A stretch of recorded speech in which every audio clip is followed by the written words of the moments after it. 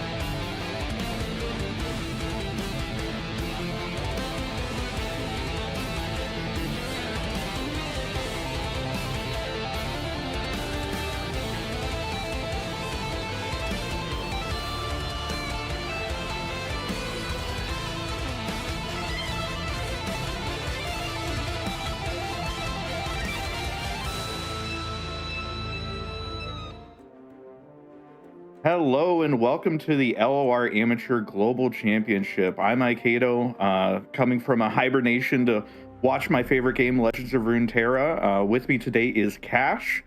How are you doing, Cash? You ready for some some card games? Yeah, I'm doing fine. I'm ready. I'm ready to watch some games today. I'm ready to see what the meta is like for Legends of Runeterra, and I'm glad to be here.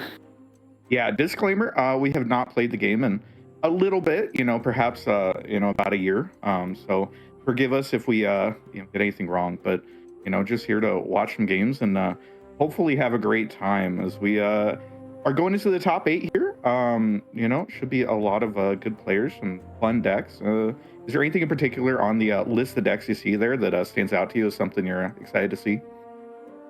Honestly, you know me, I love the Poro King. I'm so like the Stolen Conch playing the Poro King. I would love to see that.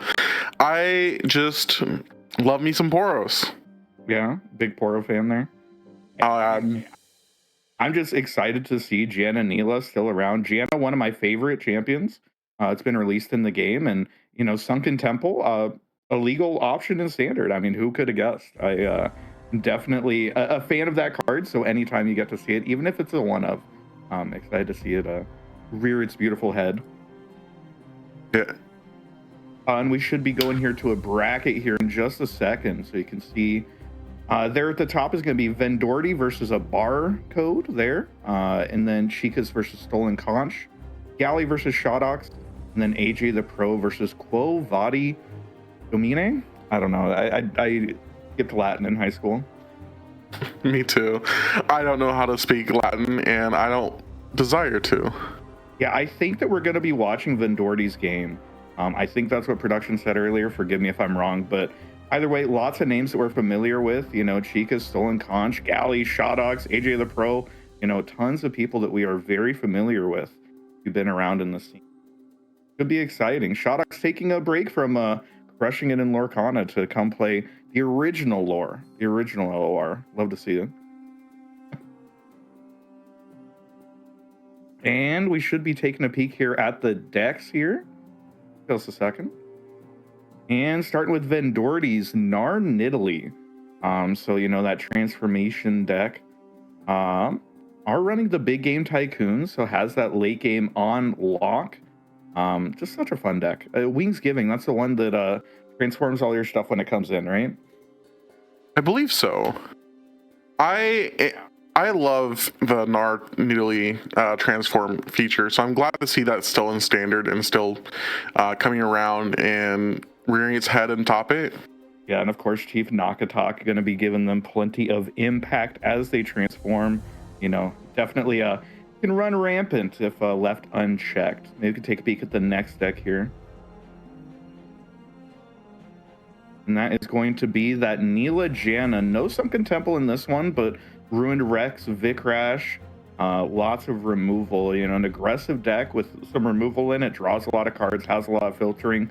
I do love this deck. And I don't think it's changed since then. And I think you'll be happy to see this deck if it doesn't get banned. Yep. And then maybe take a peek at the third one here, see what they rounded out their lineup with. And it is going to be the Annie Gwen. Good old Ravenbloom Flock Conservatory control. Love to see it. Arachnoid Sentry, love that one. The one of Otacon, just in case the game goes a bit late, and you could bring it back with the Harrowing as well. Lots of fun stuff there. Ravenous Flock, definitely one of my favorite cards of all time. So always love to see that card thrive. I do love seeing Gwen. I love Hollowed. I love seeing that my units just grow bigger, and suddenly this Annie can go from a 0-2 to maybe a 5-2 when she attacks, and it'll be a little hard for people to block her. Yeah, not a ton of Hallowed in this list specifically, but maybe if we see the Gwen come back a few times, she'll buff them up. And then maybe we could take a peek at the challenger here, Barcode. See what they're playing. Starting off with another Neela Janna, this one with the Sunken Temple. An Aftershock as well as, perhaps Mirror Tech there to be able to hit the landmarks. Pretty aggressive, lots of one-drops. Love to see it. Go and take a peek at the next one. We could see something a little bit more spicy here. And is the Zoe Diana Braum with Revna, with Glacial Saurion, going to be buffing up the deck quite a bit.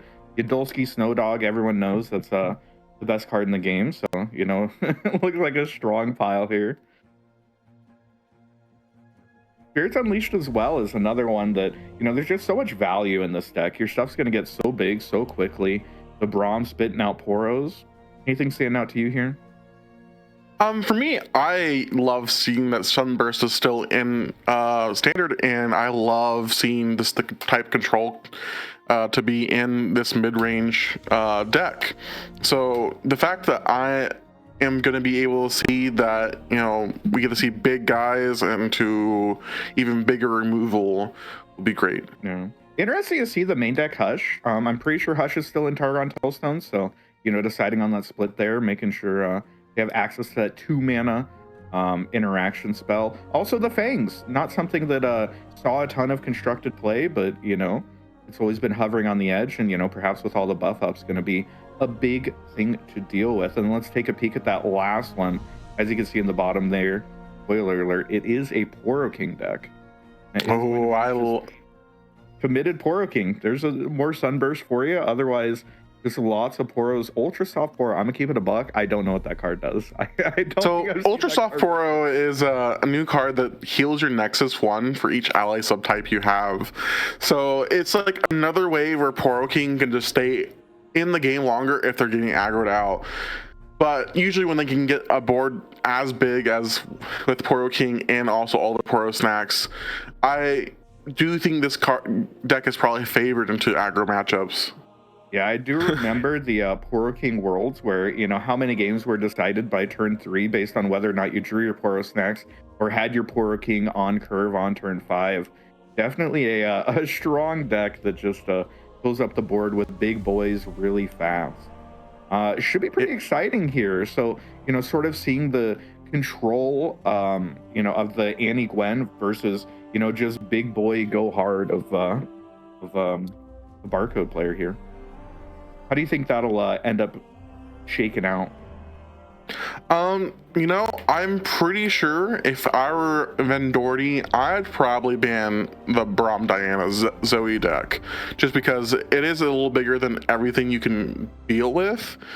And for Barcode, I'd probably ban, to be honest, it's probably Jaina Nyla, but I could definitely see Gnar Needly getting banned here as well, just because all the impact can be maybe a little too impactful for Barcode's tastes. Yeah, you know, that said, Barcode does have a lot of Hushes available in Targon with 2 of their decks. So I think that they probably match up pretty well into Gnar Nidalee. That's just, you know, that feels like something that would be kind of fine for them. I think the big scary one is that deck that's running Flock, is running Disintegrate, is running, you know, a lot of control tools.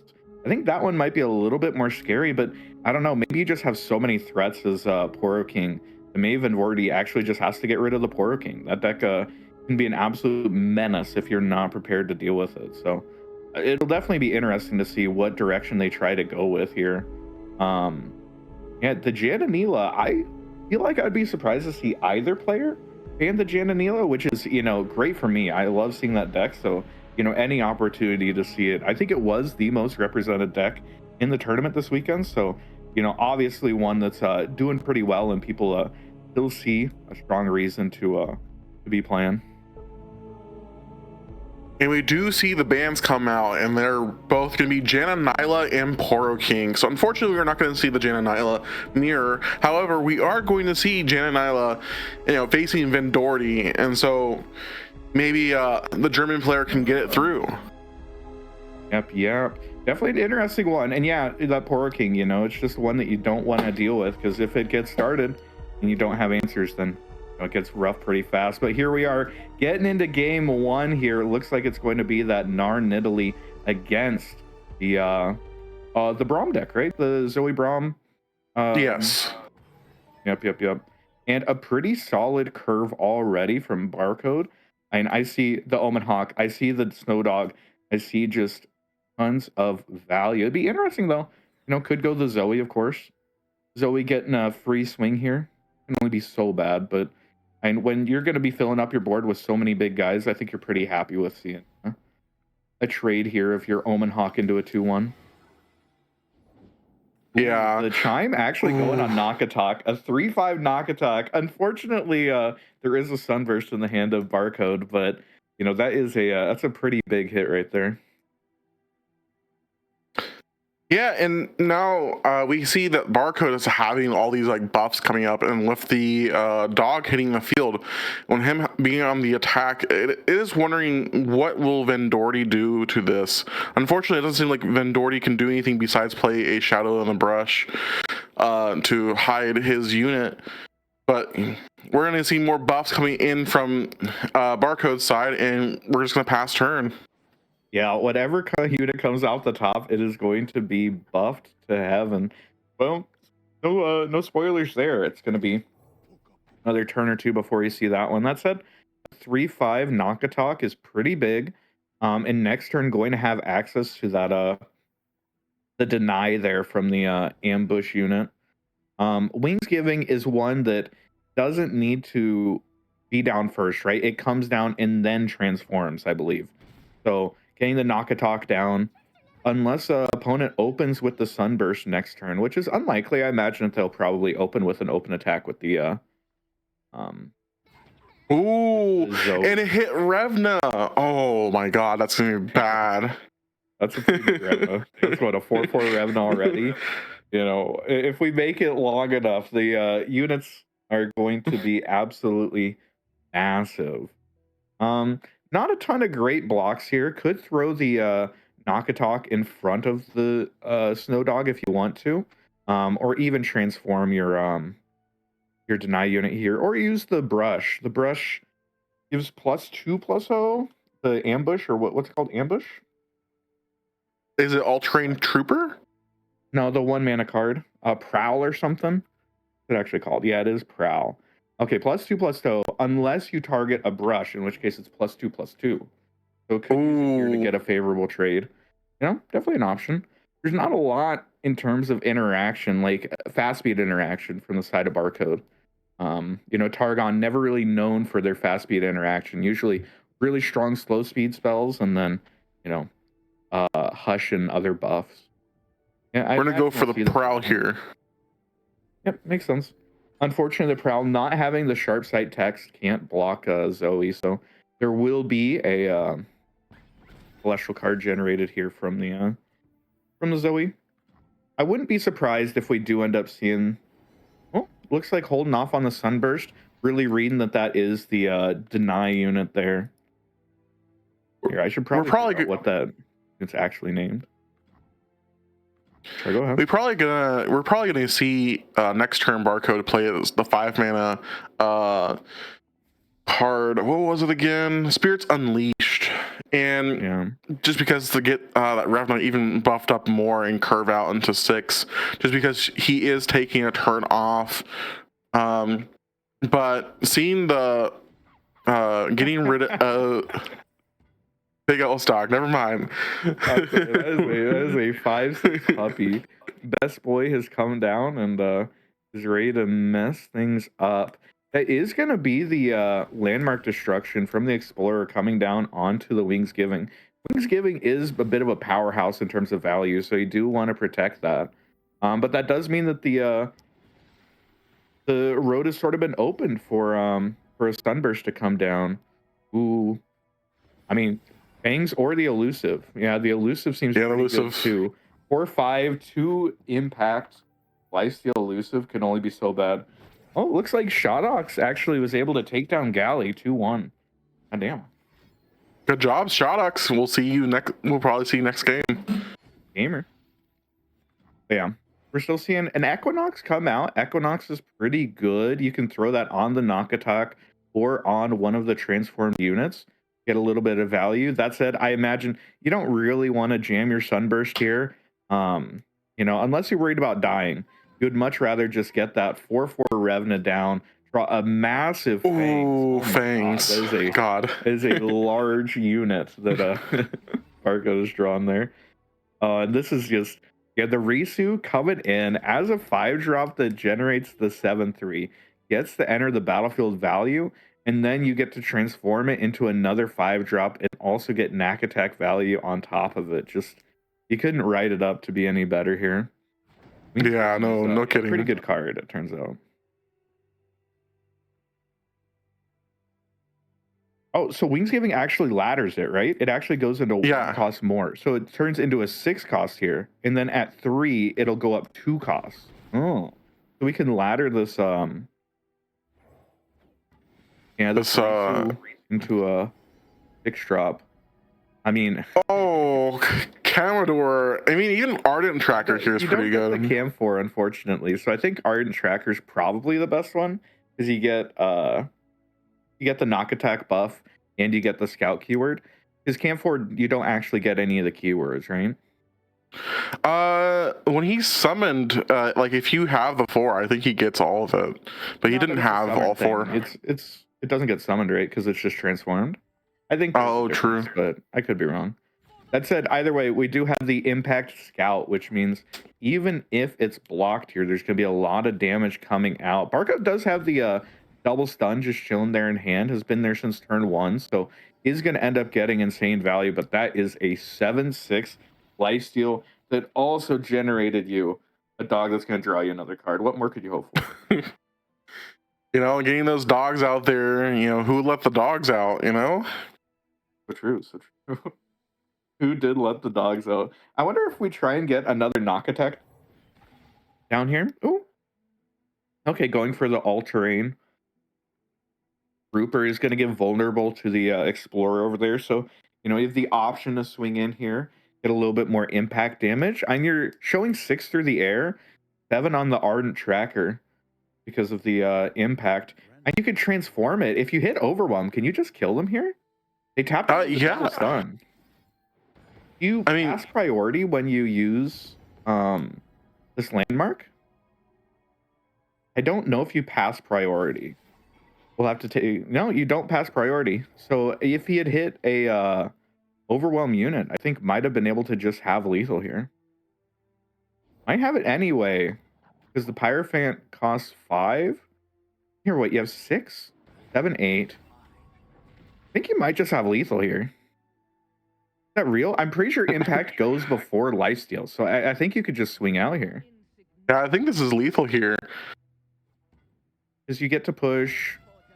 It's what, 6 through the air, and then 7, 8, 9, 10, 11. All right. 4, 5, plus 6. Yeah. I mean, that looks an awful lot like lethal to me. Is the guiding touch coming through, trying to save it, but the tap out means no hush, no stun, no interaction. It doesn't matter how big your lifesteal unit is if you just die. What? Oh. Hello? The eye lied? Wait a second. Lifesteal goes before impact? I was 90% sure the impact goes before lifesteal. Did they change that? Damn. My bad. I'm a dirty fucking liar. The eye. Oh, good to know. The eye never lies until it does. The eye lied to me. I saw that. Well, you know what? You know, now there's a 10-9 overwhelm. There's another lifesteal. There's still a pretty big attack here, but has access to the double stun, has access to hush as well. I don't. We can just double hush here. Turn. We could probably double hush and stun here. Yeah, I'm not sure how much you have to commit because obviously you want to save some amount of interaction for your next turn. You know, future turns, and there is a quicksand to deny you the lifesteal on your block here. So depending on how you go about it. Yeah, I wish that they would put it on the stack, put the stun on the stack, so we could, you know, use the eye. I need the eye too much, even if it did just lie to me. We might just commit with the hush on the 7/4 right now, and then just pass priority to see if we're gonna get the lifesteal off. It takes 6 through the air. Oh, you're right. Yeah. So I don't think that's allowed. I think you have to commit probably the stun on the 7/4 and a 4/4. Yep. Like a reasonable place to start. And I think you're taking 1, 2, 3. You're ending up even in terms of damage, so not too terrible. We might see the quicksand go on the lifesteal unit so that you just don't take damage. Yeah, not unlikely. Not unlikely.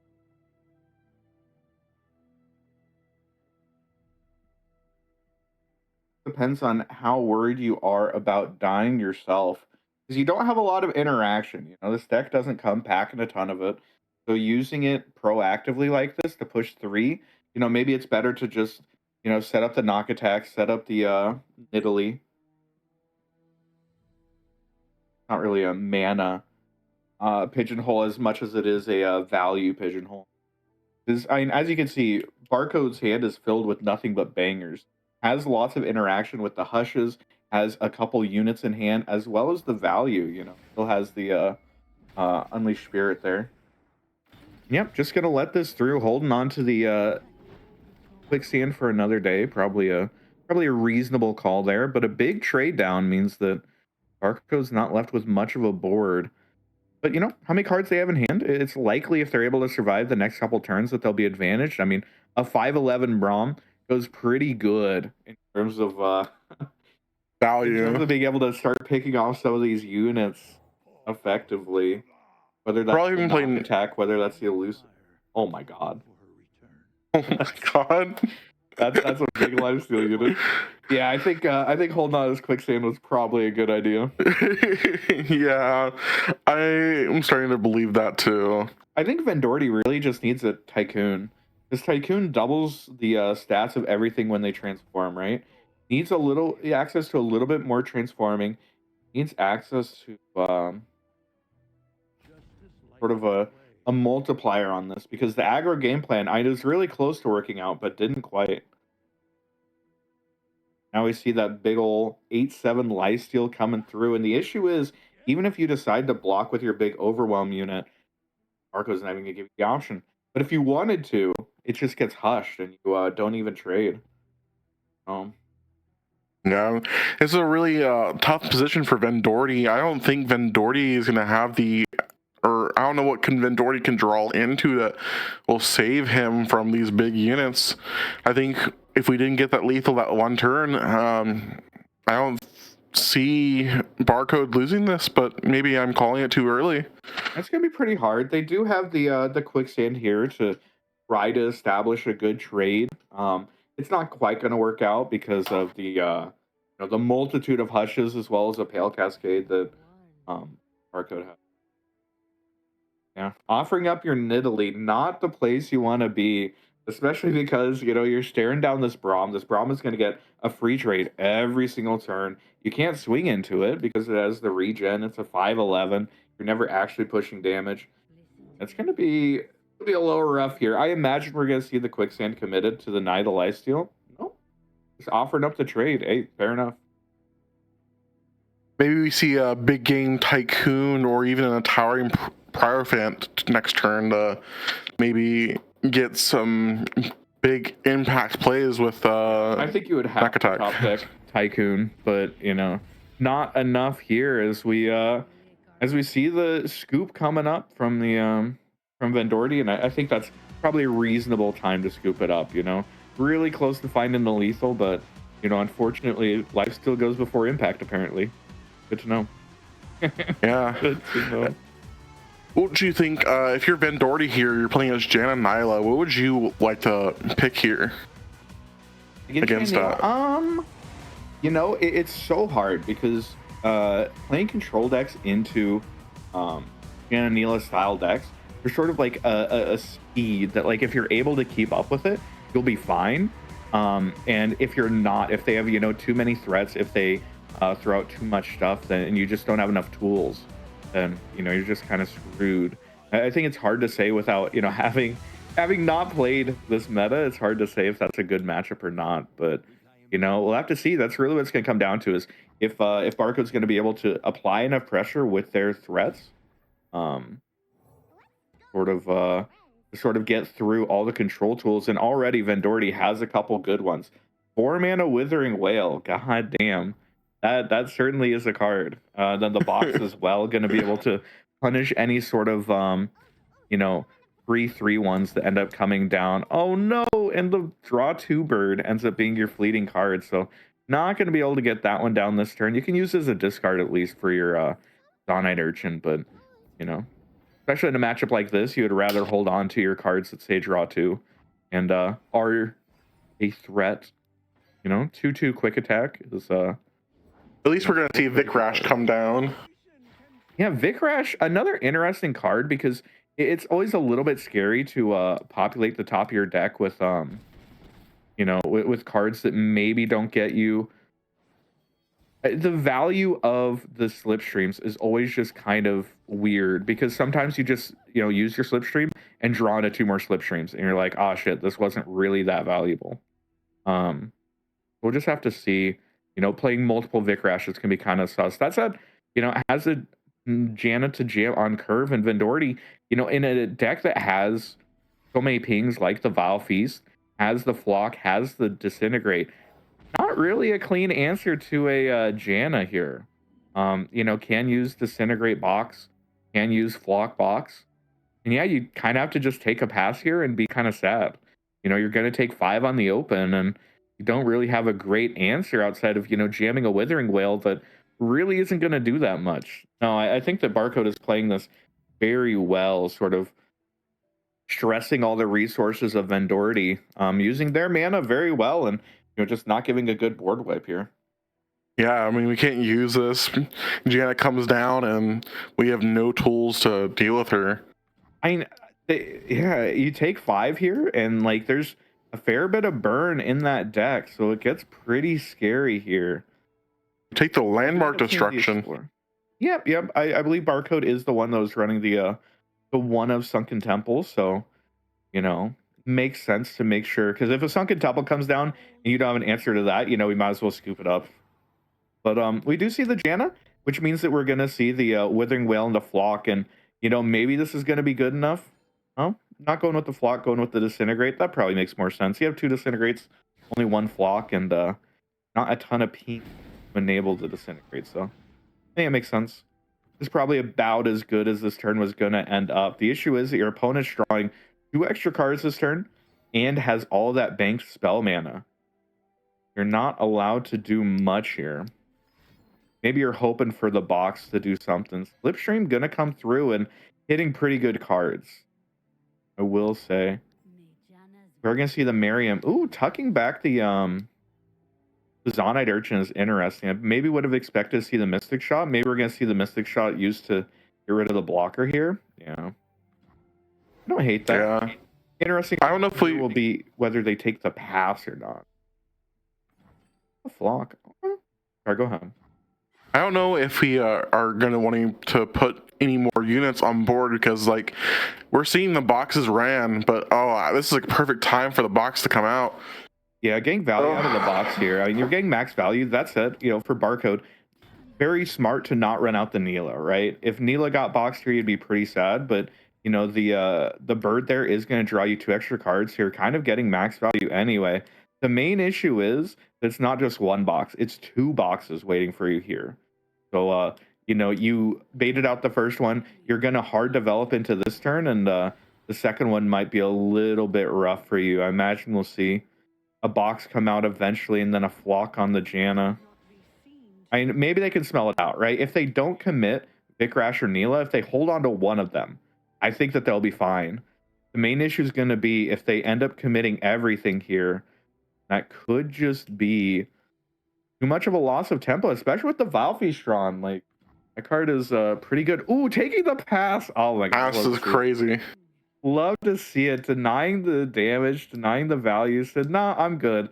I feel great about eating all your mana. My board is pretty well developed here. And I'm not going to give you the value on the box. Yeah, I think that's a great pass. I don't know if it's going to, you know, quite work out because you're kind of still walking into it because now you're like price committed into passing again here, right? Yeah. We're just going to probably... Ooh. Coffee's Flock is probably reasonable. I don't hate that. Oh. Yeah, so other boxes here and maybe bait them into committing the Neela as well. Oh.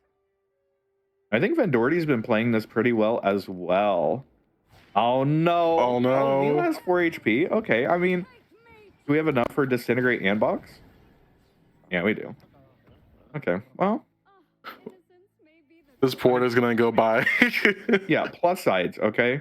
Plus sides are that Vendordi does not have much in the way of control tools left in hand. Barcode knows that one of those cards in hand is an Explorer card, so not a ton to be concerned about there. He is going to be drawing into 2 slipstreams here soon. If there's a slipstream and there's the Sunken Temple, unfortunately, redrawing the Sunken Temple is kind of giving your opponent value on a card that was otherwise bricked in their hand. But yeah, a couple good units means that we're still developing a strong attack here. Oh no! That's so funny. Wait, using the landmark destruction to pop your own Tibble just so you get access to it, but it's just max punish. This barcode redrew into their Sunken Temple, just absolute maximum punish. That's so funny, actually. It's so bad. And we're going into turn 10, so there is the Otacon live as well. I mean, this game definitely just got more interesting. I don't know if there's much for Otacon to even bring back. I mean, okay. Go off, King. Hell yeah. Otacon, my goat. I mean, okay. So this is what. When he swings, he gets the power of everyone else, right? So he's going to go up to 17. Does he get his own? I think he does get his own. So it's what? 17 plus 6? Okay. So just 6 plus 6 plus 4? 20? Is 16? 16. I mean, doesn't even force a block. I don't know. The Howling Gale removal is coming in clutch here. Is able to take out that Tibble, so not dying is a good place to be. There are some good control options. If Barcode ends up developing, then this the double suck here would just go so hard. But open attack, probably a smart call. Going down to 1, and then the turtle, does the turtle generate enough to actually kill? If you play out, oh my god, how much? Oh, because of Tibble. Yeah, this is healing 6. Yeah. Holy. So this is gonna do like 2 times, yeah. Just 4. So we're gonna kill Otacon here. Yeah, with the Howling Gale, the issue is we had to spend all of our resources on it. But I mean, with Sunken Temple, we're drawing 2 a turn, so you know we're not dead. You know, close to. Actually, we are dead, because Gwen does 3, right? Because of Tibble. Yeah, we're just dead. Oh yeah, we're just dead. Yeah, unlucky. Unless we draw 7 burn. If we draw 7 burn off the top, okay, Slipstream is how that would start. Not even gonna rip the Slipstream? Okay. Fair enough. Well, I don't know if we even have fast speed burn besides Mystic Shot. Just Mystic Shots? Yeah, and we already saw at least one of them, right? Yeah. Hey, fair enough. Now we get to see the Gnar and Nidalee against the Jananila, the fight of the 2 loser decks. Another one where if Jananila is able to get underneath it, then you know perhaps going to be good enough. But if I remember correctly, I think this matchup's pretty miserable from the Jananila side, just because you don't have answers to any of the big units. Your removal, like if you can set up a Howling Gale onto a knock attack on turn 3, you might be fine. But otherwise, this one can get pretty rough pretty fast. But a very slow hand from Vendordi here means that, you know, perhaps Barcode's going to be able to take advantage of it. Jan in hand, Vic Rash, as well as the Miriam, I believe is her name. Yeah. Terrible hand. We really don't want to see the Wingsgiving coming to our hand already. We're just drawing way too much value for what we need at the moment. And the Aftershock and not ideal. Ooh, swinging straight into the Prowl, but no Prowl pop from Vendordi. Wanted to hold on to that one. Fair enough. Ooh, a chain string. That's pretty good. That's an okay draw. That's a pretty good draw. We probably want to see a Knack attack come down, but otherwise a solid draw. Yep, just hoping for the block here. You're telling him, hey, I have Nidalee. Would you like to block my Nidalee? It'd be a no-go from Barcode's side. Not interested this time around. Gets the 1 drop down, which means Howling Gale is dealing 3 damage right now. And then Aftershock, being able to snipe out the Wingsgiving before you get any value out of it is always pretty solid. That is the one of Aftershock. Finding value. Love to see it. Yeah, as long as Jana Nyla doesn't, they cannot kill any more temples anymore or anything anymore. I don't see any explorers. Yep. Did you see the Nidalee transform come through, and then all trained trooper means that Nidalee will be flipping next turn. I believe she requires seeing 4 units come in or transform, so going to be 1 on the trooper into 2 on the trooper, and then whatever comes in afterwards. Jana though, Jana on curve. Turns out that card's pretty good and hitting. I mean, some 0 mana cards are pretty good. Also, the Sunken Temple as well. I mean, it's certainly going to be gas from both sides here in terms of. We don't have an answer in hand to deal with that Sunken Temple. So, you know, if Barcode just jams her right now, we might be in a really bad spot, and Jana might be leveling soon.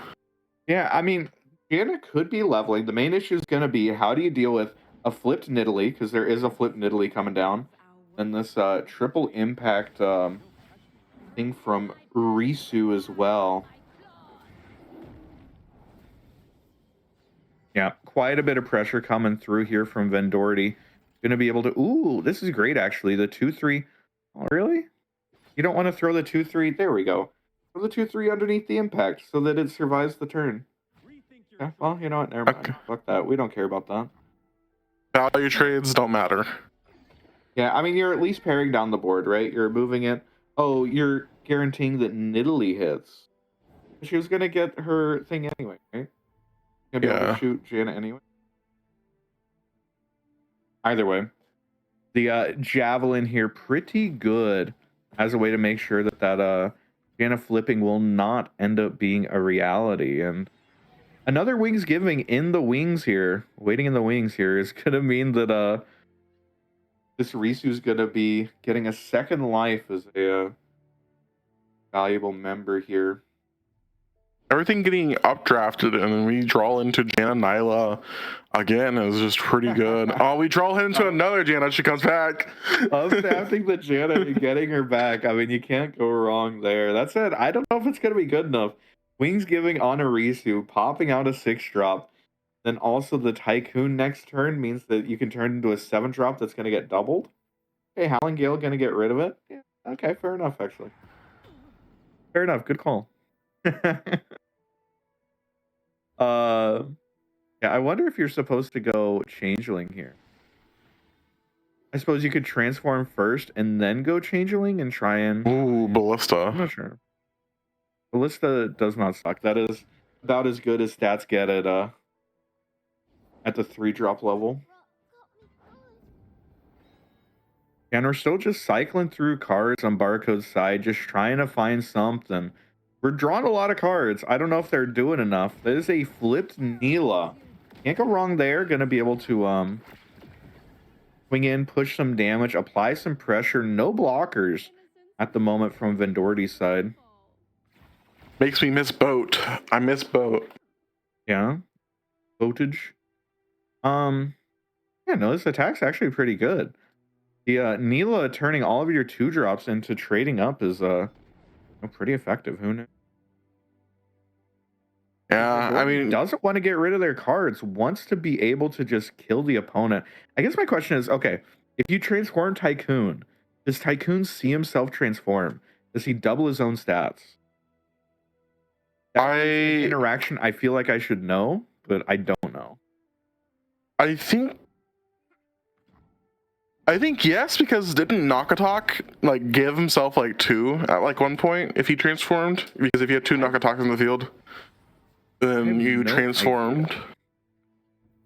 I'll have to see. I mean, we'll see if we if it comes down this turn, or if they decide to go with the Gnar all-terrain vehicle route, or all-terrain all-terrain trooper rather. Can you transform champions? Yeah, it just says pick like an ally. Okay, I mean, Portal Scholar's okay. Charlatan's okay too. City Breaker's funny. Okay, I don't know if City Breaker was really the call, but I do respect it. Oh, we're going for the transform. That way Tycoon sees our Nidalee flip, and that's a pretty big that's a pretty big Nidalee. Holy. That's a really big move. Yeah, and then the City Breaker making sure even if you're able to get a 5 power a 5 power defender, still gonna be able to we need to draw 2 mystic shots right here. Yeah, 2 mystic shots. Unfortunately, not enough fast speed interaction. I didn't see the line. That's a pretty sick line right there. A 16-4 Nidalee coming through. Oh my god, that's a 30. Classic 30 power Nidalee. Yeah, like I was saying, that matchup, you know, it can be it could get pretty scary because you just don't have answers to the big overwhelm units, and Vendorti is gonna be the one to take that down.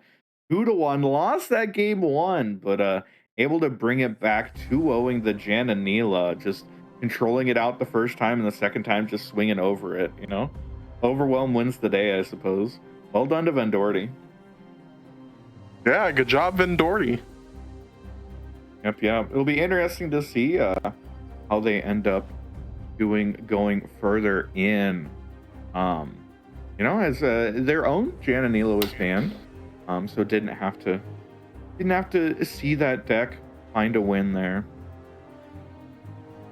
But yeah, maybe we'll be able to see how the other members of the bracket are doing, or if we can hop into another game. Either way, that was a pretty banger one. Oh, looks like we're hopping into Stolen Conch versus Chicas. It is 1-1 in this set, so we're looking at a massive Revna board versus some type of a Gwen Conservatory control deck. Is that flipped Gwen? I'm pretty sure that's flipped, right? That is flipped, so, yeah. Massive amount of power, lots of suckage coming through here. I don't know if it's going to be enough to get through the 20 health bar that for some reason the Revna player has. Turns out big lifesteal units are pretty good. The blunder also is going to mean that the units aren't going to be able to push a ton of damage here, and the slapback here is going to be pretty scary. Oh, blunder, meaning that when if she does swing in, it's going to be a one-way trip. She's not going to be making out of there alive, unless maybe they can protect it with like a flock. You know, maybe Conch ends up blocking with his damage 7-1, and you know, there's a chance. Maybe they block with the Explorer double flock. No. Oh, Sunburst too. Oh. Okay. So, I mean, we're obviously seeing a pretty big clap here. Not going for the swing right away, going for the Sunburst instead. Just clearing out blockers, saying that they don't have to worry too much about the development. I assume that Ruination just isn't in standard. That's the only... that's so the hair... I don't think I saw anyone playing it earlier. Yeah, I think the herring exists. So... You know, Chicas, if he has a lot of units he could play it, we're just gonna pass it back to Stolen Conch, who will probably just swing out right here. I think that'll be lethal. Yeah, we're just gonna some nonsense to survive here. It has to be like whale triple disintegrate or some nonsense like that. It's an uphill battle, is what I'm getting at. As you know, another large challenger unit undamaged. Gonna make the life even more difficult. Captain Farron. Oh, Farron. My goat. My goat. I love him. The one of.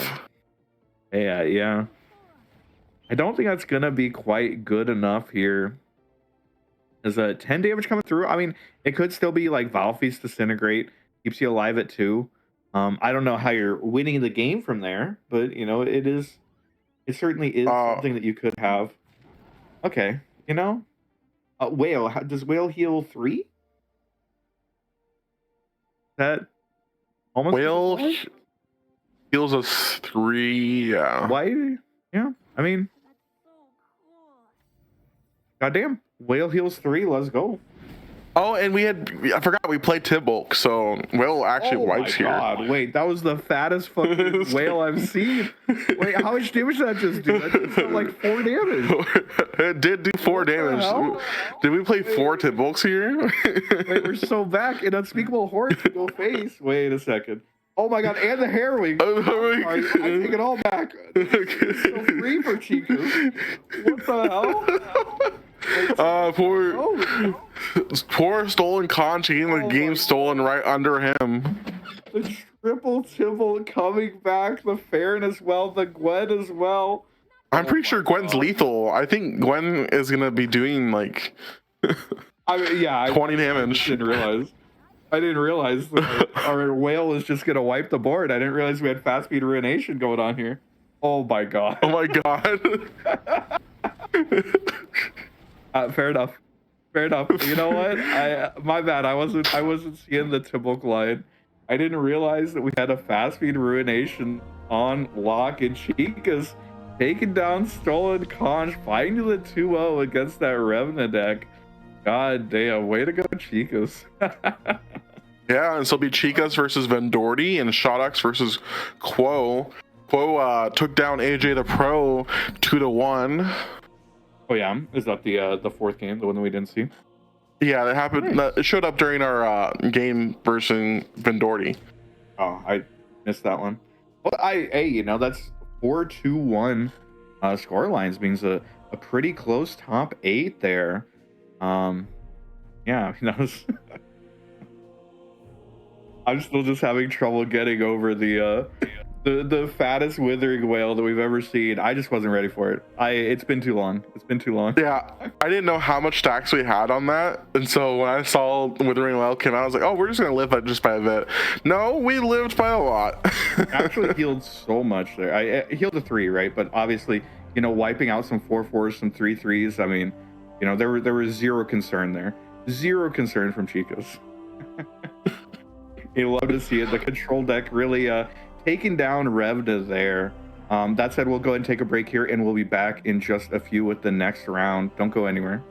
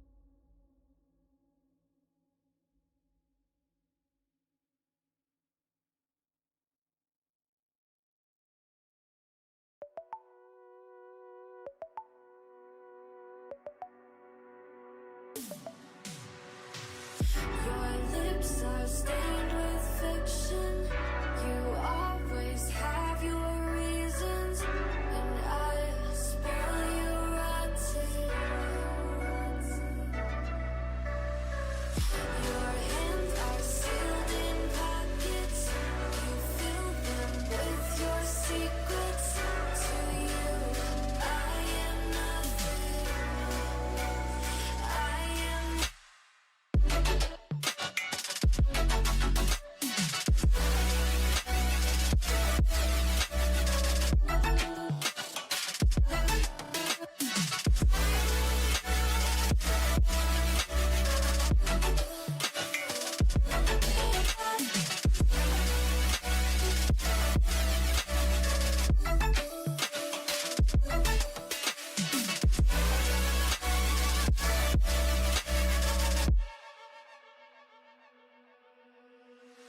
Your kiss, sweet like poison. You know you make me reckless. I'll run, but you are friction. Your touch feels like heaven. You make me hate all my sins. You are my religion. My religion. I have a million reasons to leave you, but I have a billion reasons to keep you. I have a million reasons to leave you, but I have a billion reasons to keep you.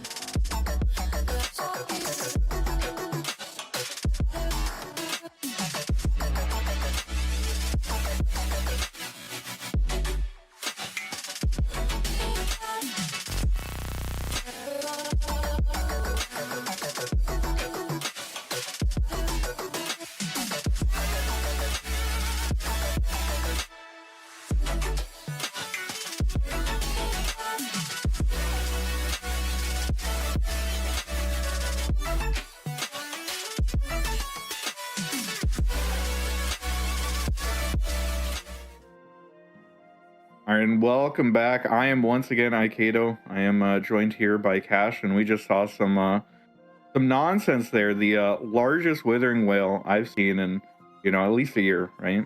That was a Yeah. pretty fun couple of games that we saw there. I mean, I love seeing board wipes like that. I live for that. I remember playing Darkness and just playing that 8 mana girl that would just all my darkness hits everything. Oh, True. I miss that. Disgusting darkness player. I can't imagine. I can't imagine. But anyway, we'll be watching the other side of the bracket. This next time it's going to be Shodox versus Povati Domine. So should be a pretty fun one over there. Like I said, Shodox's been playing Lorcana. I still see him come up in my Twitter feed. So he's doing well over there, taking a break, coming over and trying to qualify for the Amateur Global Championship. And we should be taking a peek here at the bracket. And yeah, it's going to be Shodox and Quo Vadi Domine there at the bottom, taking the wins over Galley and AJ the Pro. So we'll be watching that one. And then, of course, we saw there the end of the Chicas game, taking it over Stolen Conch. And then Vendorti taking it over Barcode there. Yeah, I mean, that was a pretty wild set of games that we saw, definitely not starved for fun so far. Yeah, I know. And let's go ahead and take a peek at the decks for the match we're going to be watching here. We start now with Shodox's list. It's going to be another Braum Revna. This one going with Mahira. I believe that one, if it gets a bunch of power, turns elusive and it's lifesteal or something and buffs up everything. Tons of value in this list. Explorers as well. Love to see it. Cosmic Youngling, that card I've heard is pretty okay. I mean, yeah, being able to heal your Nexus 1 every turn is just great. Can't go wrong against the aggro matchups for sure. Once again, the Fangs. And then 5 Explorers. I mean, get the value. They're massive. What more could you hope for? Go take a peek at that next deck.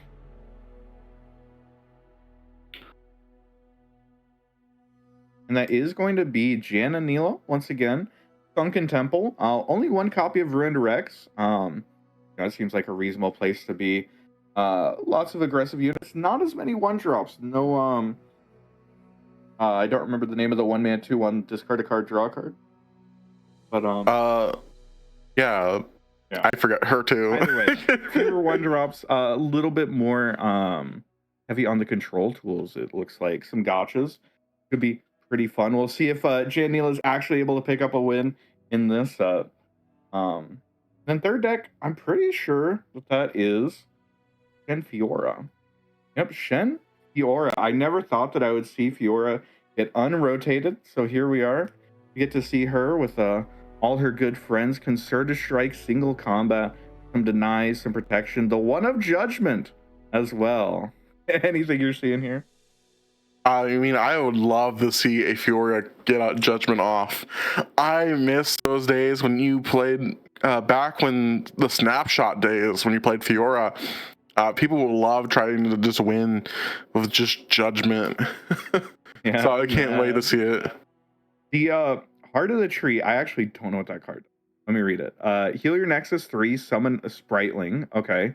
Great allies everywhere, Spirit. Okay, so it just buffs everything. Then 3, manifest a card that costs 8 or more. And reduces cost by half, rounded up. Okay, so just infinite value engine at the top end. Hey, I mean, love to see it. There with the Brightsteel formation as well. I mean, tons of late game. Just going to be playing some good old mid-range with some insurance as well. I imagine you need stuff like that to try and get over the Revenant decks, but be pretty interesting. Let's go and take a peek and see on the other side what Quo Vadi Domine is going to be playing. And it's going to be another Braum deck, Revna, Glacial Saurian, lots of buffs. I feel like we've seen this one before. Let's go and take a peek at the next deck. I mean, spoiler alert. I see PNZ, I see Piltover. Likely going to be Jana Nila as well, Sunken Temple, 2 Ruined Rex, 1 Aftershock, 3 Gotcha, 1 Divine Whirlwind. That's one that got nerfed up to 6 mana. Interesting. Yeah, but it's still a good fast speed spell. I'd imagine doing that. Seeing years born after 36. Okay. 16 benefits. That's quite a bit, I mean, maybe have to look into that afterwards. Let's go take a peek at that third deck. I imagine it's going to be another Conservatory control deck. If I had to guess, perhaps Annie, perhaps Gwen. Yep. Annie, Gwen, Harrowing, Withering Whale, Bonks, Scorched Earth. Yeah, seems like a pretty standard list. Glare. It's a pretty fun one. I believe that gives a -1/-1 counter and draws the card. Yep. Go wrong there. Mana Soul Student as well. We saw it in that last game do a little bit of pinging on the way out, but as we saw, the double Harrowing, you can set up those Tibulks and it gets nasty pretty fast, so it should be pretty fun. Glare, notably, I don't think gets buffed up by Tibulk, right? So kind of an interesting one. I mean, I guess you just need your pings where you can get them. Okay, anything stand out to you as we take a peek here at the matchups? Anything that you feel like maybe needs to eat a ban? I would say probably from Shodok's side, I'd probably ban the Zoe Braum. I think Fiora can probably do pretty well into Jana Nila. However, it is a little scary with the control deck of like Annie Gwen, because I don't know if you get into the late game. And I think Quadov is also just happy to ban Revna as well, just because I think all his decks do pretty like 50-50 or even more into Shodoks. It might be favored for Quadov, but I'm rooting for Shodoks in my head, to be honest. I think the big scary matchup here is you don't really want to, if you're Quo Vadi here, you really don't want to play Jana Nila into Fiora. That matchup seems pretty bad for you. I'm pretty sure your other 2 decks are probably pretty favored into it. So I don't know, maybe you could opt into the mirror here. Maybe you Maybe you just need to ban the Revna. You know, I mean, that deck's pretty good. Shodox, though, it'll be interesting to see if they decide that the going big and sort of matching them on board of the Revna Braum deck, if that's scarier, or if you need to get rid of the flock, the control tools that, you know, sort of make Shenfiora's life hard. I imagine a lot of this might come down to sniping the right matchup with Shenfiora. Because, yeah, trying to get that through, I feel like there's no way you're not, like, ultra favored into Jan and Neil. They don't really have interaction for a lot of your removal. Yeah, see, there's the shit. And the Noxus control deck getting removed as well, which means, hey, we get to opt into a mirror. Mirrors are fun, right? Yeah, you know, flip a coin, see who goes if we're playing a mirror or playing the opposite. Yep, I imagine in the non-mirror matchup here, probably going to come down to whether Jan and Neela can sort of get underneath that, you know, impending late game the Revna lifesteal has. You know, but once you start buffing up those lifesteal units, it gets hard to push enough damage, and I don't know if the Sunken Temple late game is going to be enough to carry you through. So it's just going to be sort of that race of getting underneath all the setup versus just setting up the largest late game possible. Bit of a bummer that we didn't get to see the Shenfiora, but like I was saying, I'm pretty sure you just don't want to play Neela into that. That seems cool.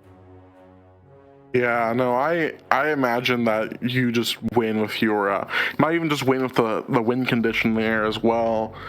Especially, you know, with all the strike tools that Fiora has. Yeah, I think the biggest thing is that Demacia usually just lines up well to Bilge Water type stuff and PNZ type stuff. You know, they have big units. They have Challenger, which means all of your, you know, value units that you want to sit there are going to get picked off. They have all of the combat tricks as well, just make your life miserable. And it looks like we're starting off with the mirror. It is going to be Jananila versus Jananila. And you know, at least we'll be able to see Jananila pick up one win on stream. You know, that's something that makes, you know, warms my heart. You know, who likes drawing cards? We like drawing cards. It's our cards now. Yeah. This matchup, you know, I imagine that there's sort of like two different lanes you can go into. Either the aggressive tempo, you want your one drops, you want your early Neela, you want even your Vikrash, try and, you know, push them out and hope that they took a greedy hand. Or you lean towards the greed, you lean towards that late game, you go with the Janna, you go with, you know, maybe the Sunken Temple. You know, you start getting the value on all your discounted cards, because as it turns out, flipped Janna is a pretty good card. That's it. Howling Gale, one of the better answers to Janna in the game. Both players here have a one drop in hand. Be interesting to see if we decide to jam it without the value. There's a Master Lookout. Yeah. Bovati, maybe wanting to go, maybe you want to pass, go Neelon 2 and then turn 3 Vikrash, and it sets you up with 2 mana going into your turn 4 Janna play. That might be the consideration. Whereas Shodox doesn't have the Neela, so isn't going to be developing out here. You know, is going to be able to play Vikrash anyway without losing too much. I imagine we'll like here. Maybe the one drop's okay too. But I mean, you want to get the switch streams in. Neela's pretty hard to block because even though both players are running it, not a ton of high toughness units in either of these decks. Pretty much just coming down to the champ that are actually able to block Neela. So gonna be hard to deal with. Just sort of gonna be able to run rampant. Yep, we see the open attacks getting in that slipstream, do damage as well. It's pretty good. And yeah, I imagine just a trade of Vikrashes here. Going into turn 4. Relatively even on board. We do have that Quadov has the Sunken Temple first, and because we don't have a removal for it at the moment in Shodok's side, I think that Quadov might be favored for this. Yeah, you know, even looking at the list, I see zero main decked ants or Shodoks, or that Sunken Temple. Shodox, though, wanting to punish a potential Janna as much as possible, using his mana, developing out here, just trying to say, hey, if you do get your Janna down, I'm going to push a ton of damage. Vadi doesn't have the Janna, so not going to get baited in there, but does have to develop out a one drop. And unfortunately, the hand not doing a whole lot this turn. Eye of the Storm just as a 4-mana draw too, kind of crippling your um kind of crippling your spell mana for the next couple turns is going to be a little bit rough. But another open tap sets up another slipstream, and sort of an interesting question here. Do you go with the Janna, get her down, start getting the value, or do you just get the big ol' sunken temple option? I'd probably play the temple here. I think you kind of have to go Jan. Maybe that's incorrect. I think it's a little bit scary because if you do end up going temple, Shodox does have the ultimate answer. The ultimate answer is developing a Janna for free, having a great open attack with lots of damage and tons of value coming through as well. The Howling Gale, I think Yeah, I Eye of the mean, Storm rather. The Eye of the Storm means that anything unblocked is going to be pushing extra as well. Ooh, Slipstream. means I think we're going to see the Sunken Temple Janna. come down here.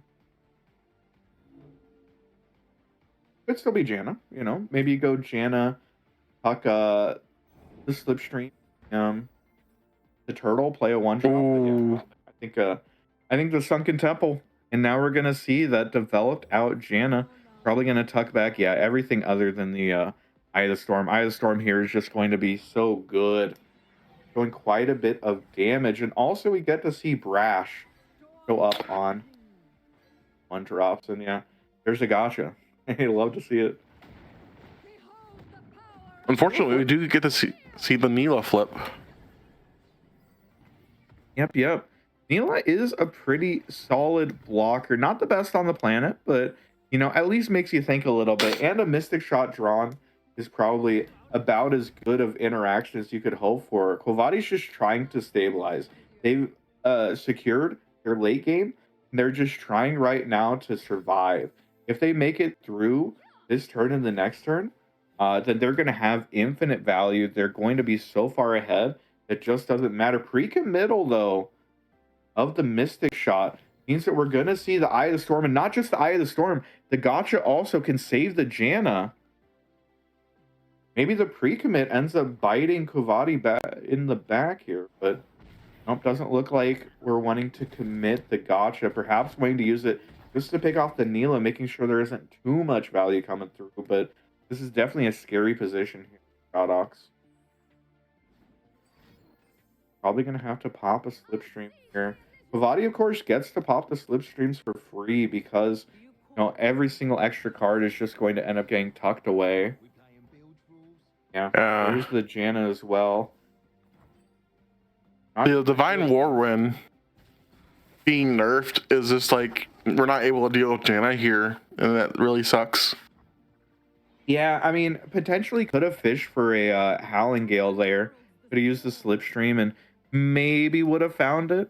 But, you know, if you don't find it, then you're just so much trouble, losing so much value. And the Sunken Temple, look at it, it's drawing so many free cards. Oh my god.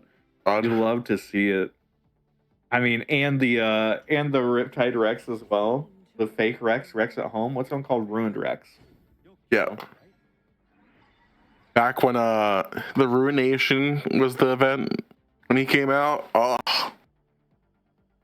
That said, not terrible draws here from Shodox. More value out of the bird. It's the Howling Gale as well, meaning that we have an answer to the Janna.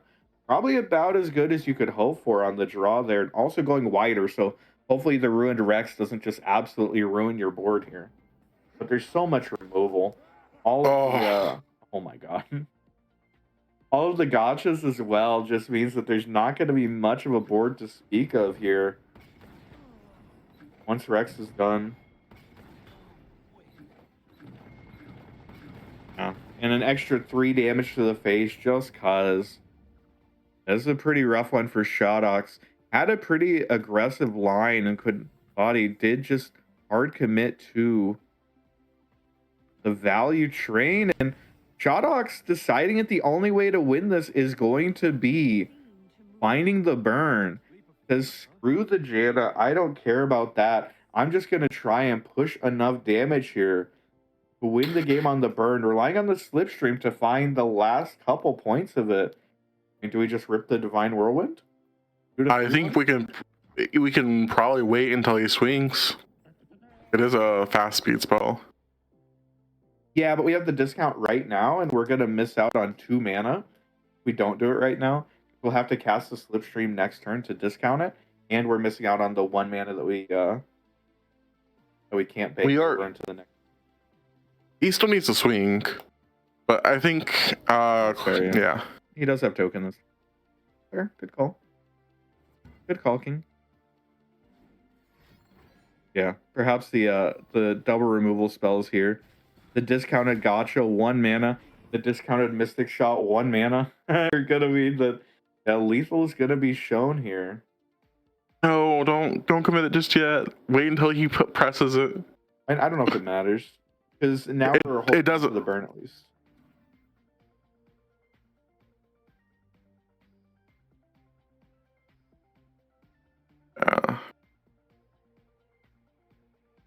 I don't think, like, whether you use it now or not doesn't really matter. Yeah, I think the 1 mana mystic shot is gonna make it pretty rough anyway.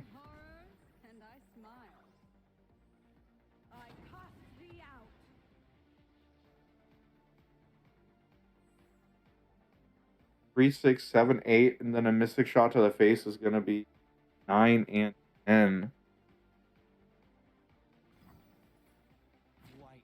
Yeah, perhaps perhaps firing off the mystic shot as Shotox was a bit too committal. I don't know. You just kind of have to choose what you're losing to at this point, and a couple 1 mana spells like that.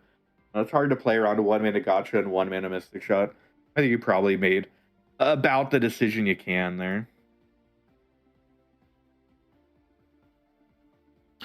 Yeah, it's unfortunate, It's potential that Shotox could have found lethal next turn. Or if we had like, a little bit more mana. Potentially. I mean, it would require some pretty crazy draws, to be fair. There's not a ton of burn left in the deck. Yep. There's a Mystic Shot. Gonna take it down, and that's 1-0 there. Kovati. Now, if you're Shotox, do you run it back with Jin and Nyla, or are you going to play the mirror again?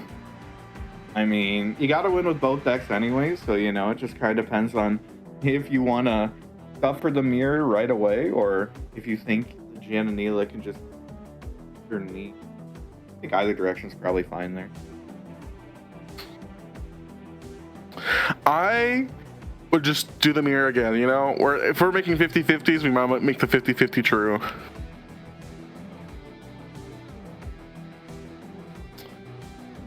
But be waiting and see. The mulligans starting up soon. I do wish that we could have seen Fiora Shin, but it does make sense why I got banned. It does suck that we didn't have any removal for that landmark. Kodov just got away with that game because of the landmark. Yeah, it turns out Sunken Temple is a pretty good card when left unanswered. Who knew? But it is going to be Shotox going with the Jan and Neela on the run back. Going to be able to see if they can take out this matchup. Already, though, we see the Explorer's likely going to be one of those kept in hand to be able to answer the potential Sunken Temple coming down, but also the Spirits Unleashed. There's a Revna, another Explorer, and Explorer's so good in this matchup. It's a 2/3, which means that it trades into all of the 1 mana 2/1s, fantastically. But also being a challenger unit just means that it applies so much pressure. And just an absolutely fantastic card to have in your opening hand here. Yeah, no kidding. Oh.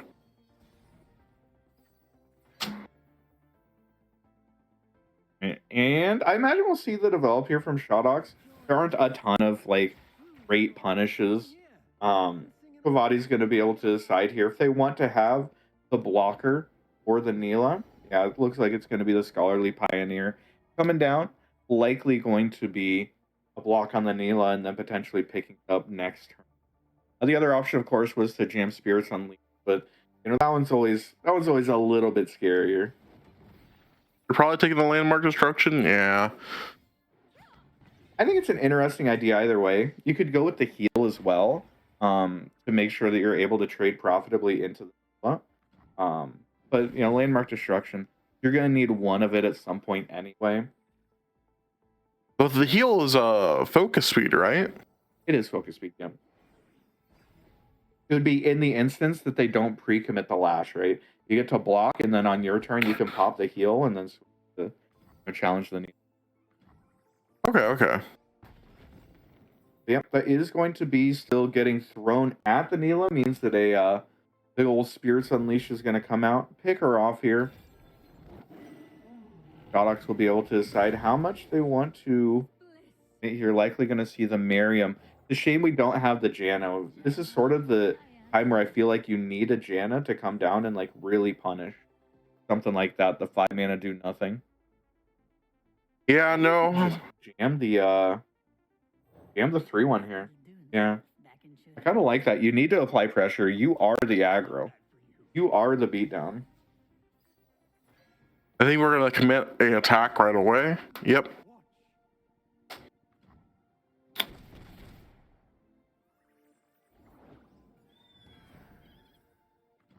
We just pass down.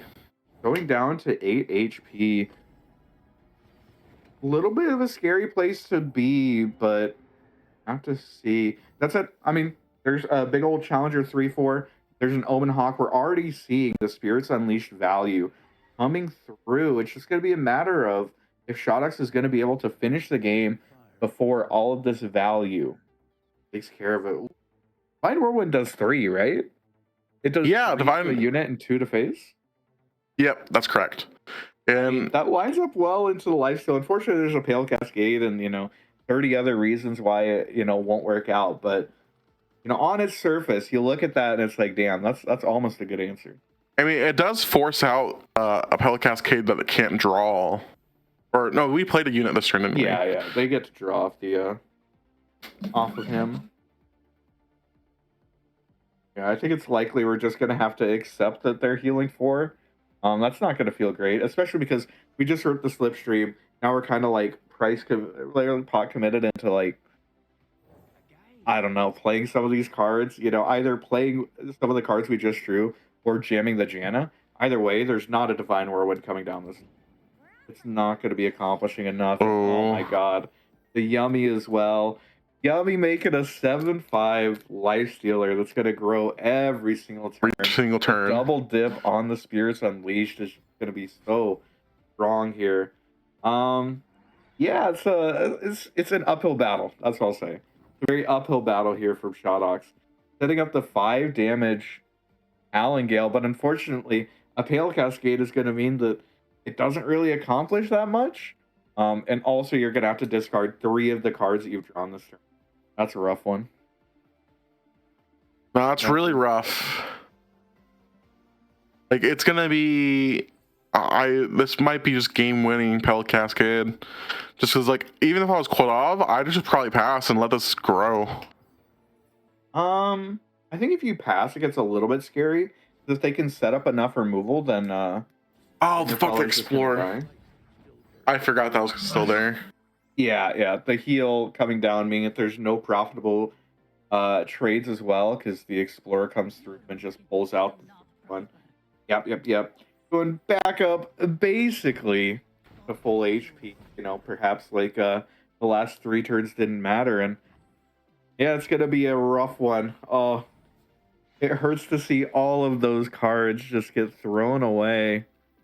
No value to be had here, and I mean, I guess the game plan is just play Janna, play your Pool Shark, and like close your eyes. Pray. It's a rough one for certain, especially because we're seeing a Revna come down this turn as well. I mean, we have to just swing the 2/1 and 2/2, right?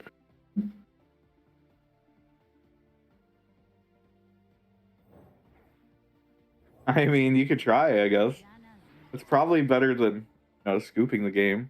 Swinging the 2/2 though is just like, oh, it's pretty scary. I mean, I don't know. They're already at full HP. Like, what does it matter? Maybe you do. Maybe you do just swing the 2/2. Look it. Oh. Yep. Yep. If there's a time of the whirlwind, it would have been now. Yeah, I mean, you could jam the Divine Whirlwind. It just feels so doomed that, like, how are you winning the game?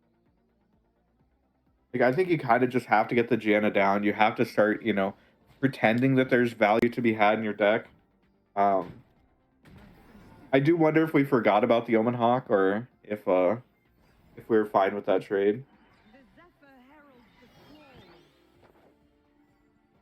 All right. Okay. It's a 9-3. We have a Howling Gale. Okay, drawing the Howling Gale actually means that we could probably kill the lifesteal before it heals up. Okay, we might be fine. What other cards does Hellstones do again? Hold on. So it has Blessings of Targon. Well, okay, it used to. I don't know if it still has Blessings of Targon. It still has Blessings of I was like, I'm pretty sure there's a buff spell on burst speed. Yeah. I'm pretty sure it's +3/+3.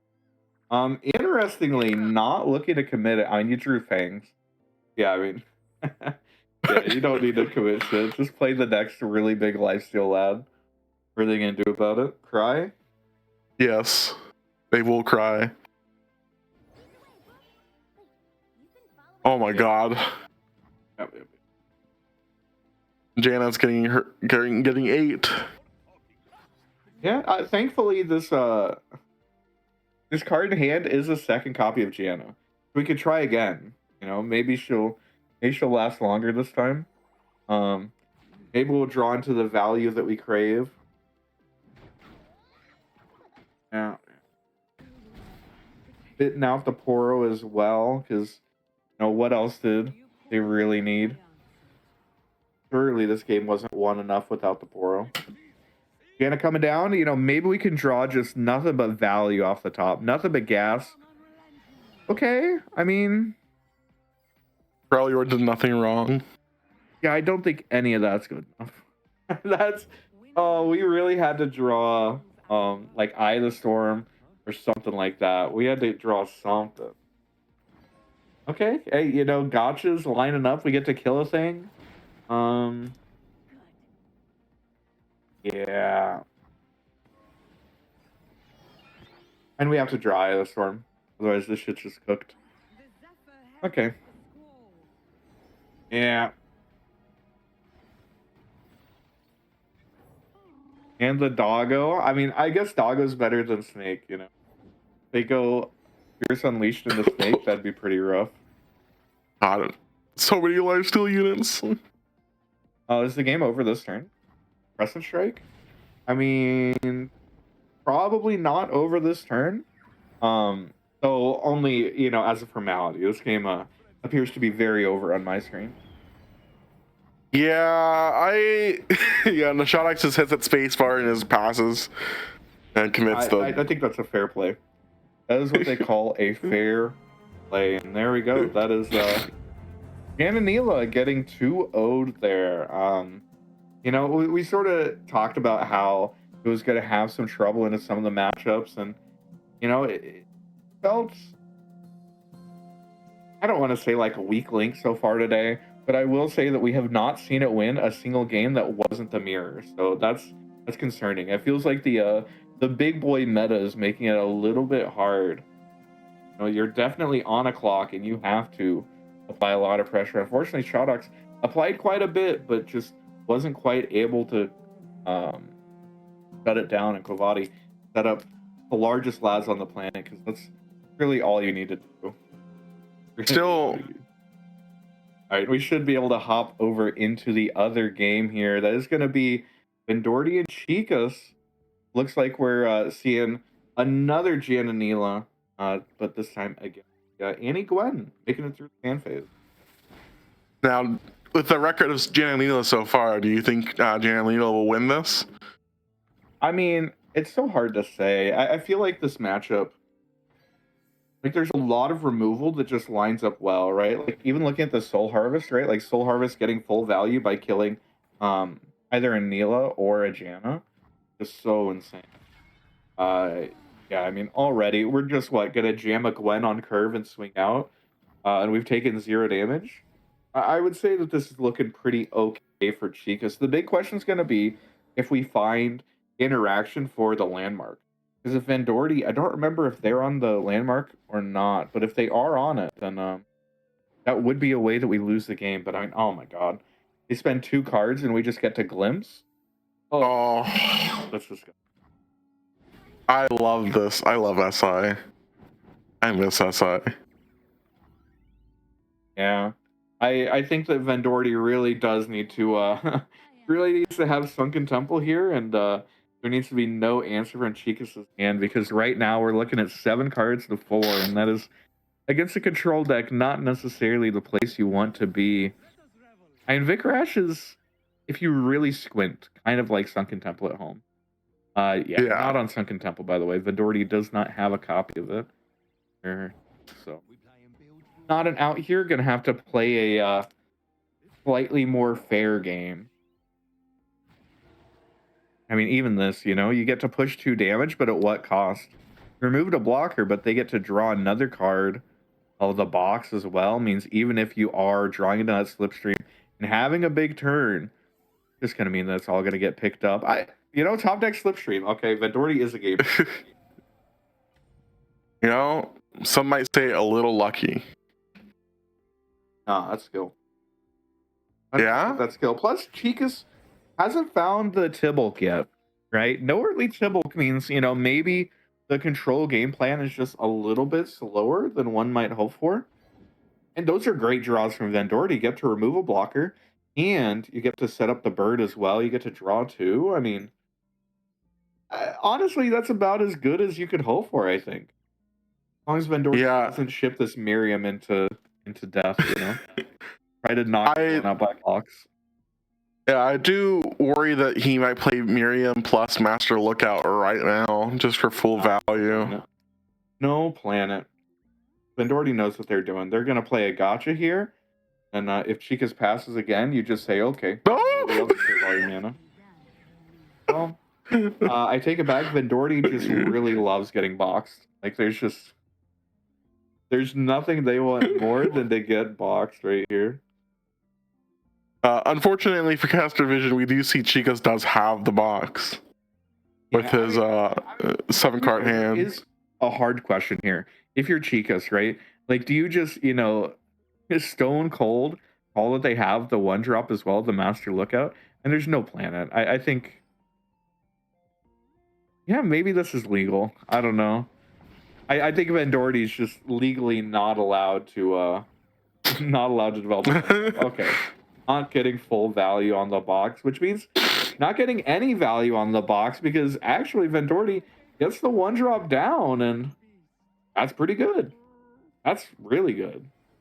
I don't know why we played the Beast. We could have just I think the Doom Beast was probably a little bit greedy. Because, I don't know how many times you're going to get that type of value off the box, but I don't know. There's also something to be said about not wanting to jam all of your control tools at once. And double whale is not that bad here. And you don't really want to use it like that because, you're not getting any of the healing, but you get to wipe a board. Yeah, I mean, it does take out literally everything. It does have a board. The thing is, though, another bird and another Vikrash. I mean, you go bird here, you draw into the slipstream. There's a lot of value coming out from Vendorti's side. A lot of value. Is it going to be enough? I mean, maybe enough to outlast Chicas' value. Definitely possible. Definitely possible.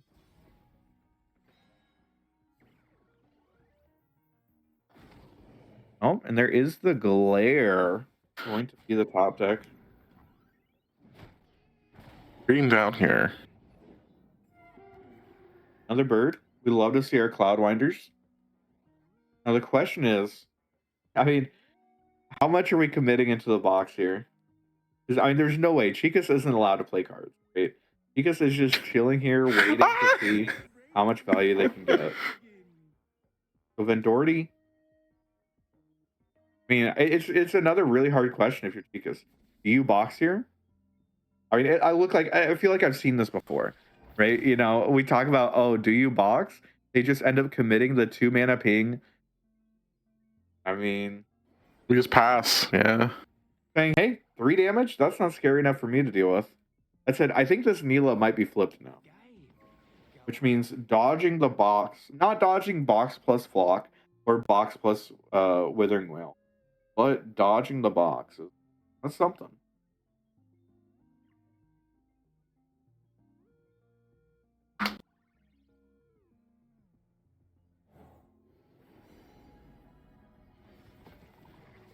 Or coming down. Landmark removal, I believe, as we've seen, Doherty does not have a landmark in their deck. But you know, just in case, you can never be. It is for the Tibulk, you know. Oh, true. To shoot your own Tibulk. Yeah, we did see that earlier. we did see that strat earlier. So I mean, hey, if it works, it works.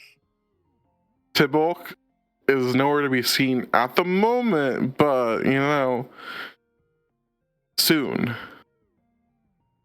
TM. Early. This is the big saving grace here for Vendordi is that they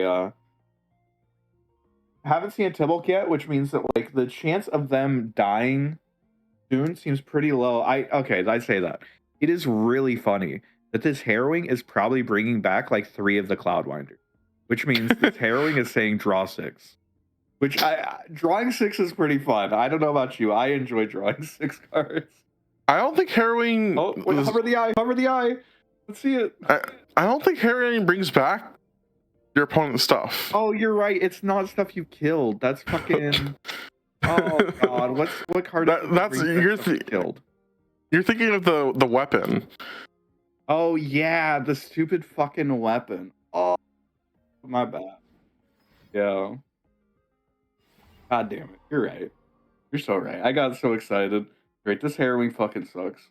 I take it back. He definitely hovered to see what it was too, which was funny. Yeah, I mean they looked and they're like, okay, I can instead of draw 6, it is like draw 2. Get the 2 ones back, you know? That's something.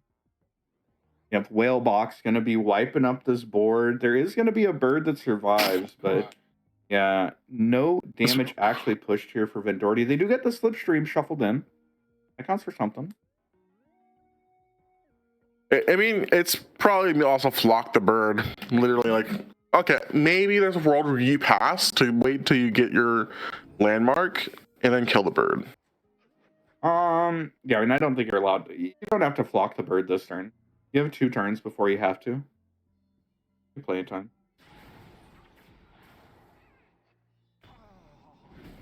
But, you know, me like face up value. Face up now. Do now.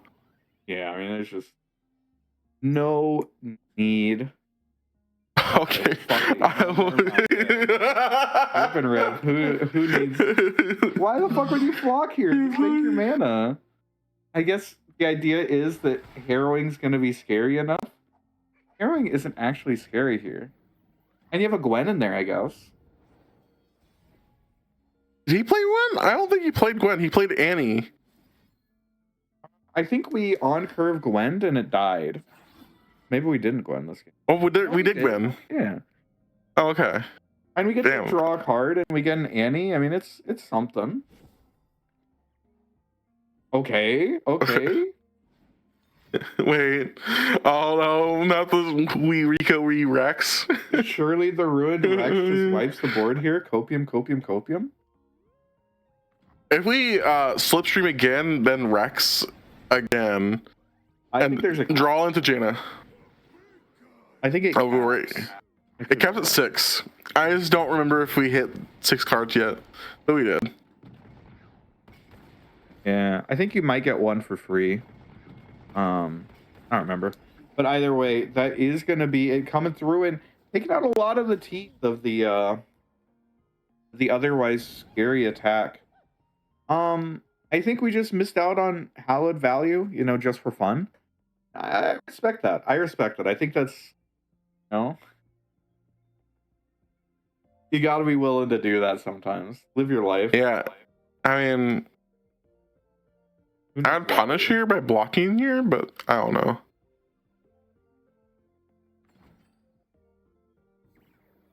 It is kind of a bummer that that our Divine Whirlwind actually not pushing any damage just because the Gwen is going to offset it. But, you know, we get to hold on to our 4-4. We get to set up our 2-1 as well. I mean, this isn't that bad for Vendorti. It's a little bit rough, but you know, it's not that bad.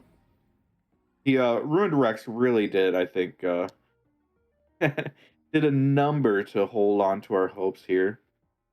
We could swing in the 7. I mean, if we pre-commit double Eye of the Storm, I mean, that's 11. Want to go down to 7 HP? That's not bad. And we get a hand? Like, if we're wanting the discount with the Janna, I think that's fair as well.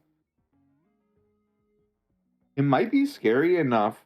And I don't think Chicas is allowed to commit the harrowing here. Just because if you do, I don't know how you're ever winning the game. But yes, ends up really good for Vendorti because they get the discount off the Janna. They draw 2 playable cards and have the Howling Gale to just remove the Gwen. Actually, just an insane series of cards drawn here. I mean, this is so much damage. This was looking so bad a minute ago, and now out of nowhere, this is what, 13 damage? That's pretty good. And we're drawing 3 next turn?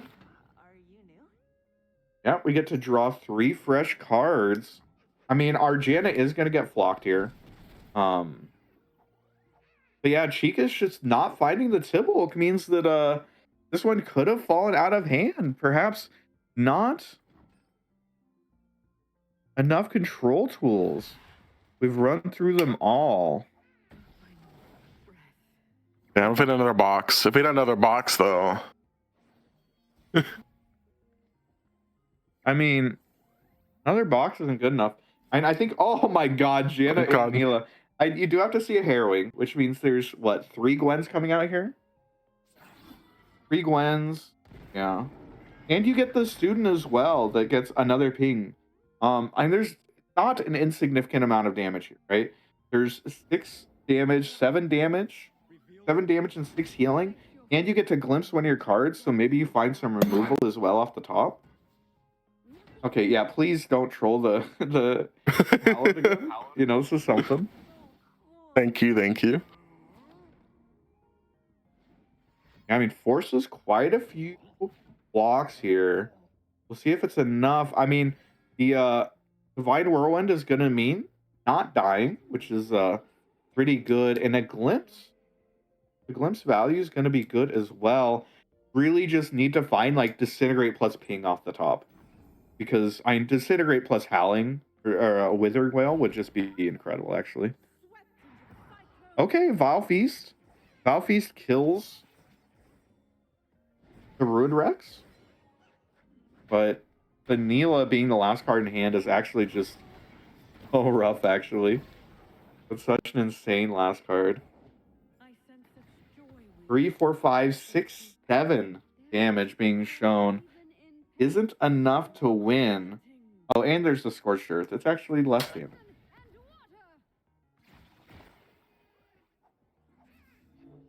Yeah, we just Scorched Earth and Vile Feast here. I mean, you could, if you want to take the value line, you could instead you could hold on to Scorched Earth, use the double suck to deal damage to Neela and finish off Janna. Then Scorched Earth, the issue is going to be, have you been keeping track of the slipstream? You know how much burn is left in the deck. And is there a chance that you just die on the stack here? I don't think there's enough burn left. Like, I don't think there's actually that much to worry about. But, you know, it's something that you would have to, if you're in the game, worry about here. Now we see the Annie. And with the Hallowed procs are going to be going lethal with this spider. So Vendorti has to find a removal spell off the top because this is a 7/1 spider coming in. All right, Vendorti, can you get that last Mystic Shot? Ooh. And No. could be anything, even a boat, but this turn not going to be good enough. Not going to find the ping. That's going to even us up 1-1. And once again, I mean, would you believe it? Jana Neela lost. Can you believe it? We'll have to see what Chicas' last deck is here in this set. But yeah, hey, that was a really close one actually. The double harrowing, I think That's a mirror. played it correct to run them out, but it did feel bad. It did feel like there just wasn't enough. Oh my god. Okay, Jana Neela's winning a second game. That's my bad. That's my bad. Oh, but Chicas has the Jana skin. Okay, instantly Chicas' favorite, I think. Yeah, I mean, come on. If you're not playing for skins to win, then what are you doing? So true, so true. Alrighty. And I mean, all right, we talked about the last time how there's sort of like an aggressive stance you could take and then a value stance. And we saw last time the value player ended up winning it with the Sunken Temple. But this time around, Vendorti doesn't even have access to Sunken Temple, but did end up drawing the Mariner off of the Pool Shark, which you love to see because you could use Miriam to get the full discount, put that Mariner down to 0 mana, and push quite a bit of damage here, sort of already being opted into being the aggressor here. It is a little scary that Chicas does have a Sunken Temple and Vendorti doesn't have anything to deal with a Sunken Temple. So, are we going to see the thing again where the Sunken Temple wins a game? Yeah, I mean, one Sunken Temple in the list. I mean, they have to find it first, but you're right that it does sort of say win the game eventually if it ends up coming down. Oh, even the Nyla skin. Yeah, see, the Neela skin's not as good though, so I think I'm back to 50-50. I think I'm back to 50-50 on this one. Interestingly enough, Chicas does have the old one of called shot tech, the deck, and I love that shit. I love being able to shuffle in the parallel convergence because when you hit it, oh my god, it's great. Love to see that. Neela though, shuffling in the slipstream, not going to be blockable, and ends up being a pretty good blocker on the backside as well. But yeah, Vendorti has a very aggressive hand. Likely we're going to have to see Chicas commit the Mystic Shot to try and maintain some life total here, because this is a value hand out of Chicas and an aggressive hand out of Vendorti. Chicas has the long-term value with the birds, with the Jana, with the Eye of the Storm as well.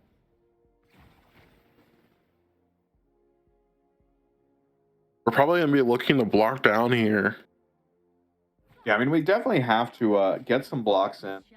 Likely, I feel like we probably see the Mystic Shot onto the rating of the Miriams. And then it's just a question of if you want damage on the Neela or you want to kill the Pool Shark. I think either direction's fine on that. Yeah, I think we should probably kill as much and block as much as possible. So, but not to get rid of the trades. I think leaving the 3-1 unblocked is actually a thing we should be doing. Oh, of course. I think we are not allowed to give up free blockers. We have to be trading things down because we just have to survive a couple more turns. Oh, playing this Jana into Jana, a little handshake over there. Yep. We'll have to see. Oh, a 1-mana gotcha and a 0-mana Pool Shark. Hey, those are pretty good hits as well. I mean, that's actually really good because you can go like Pool Shark here as sort of like a soft pass, and then you have your Neela Lash plus gotcha to kill the Jana if you want to, or you could kill the Neela. It's just options abound. Options aplenty. Thing though is Vendorti does have a Ruined Rex that's pretty scary at the moment. Would not be surprised to see that come down here, and we'll see how much it ends up killing. 2 blockers doesn't look like a lot, but when you are staring down 6 attackers, losing half your board definitely matters.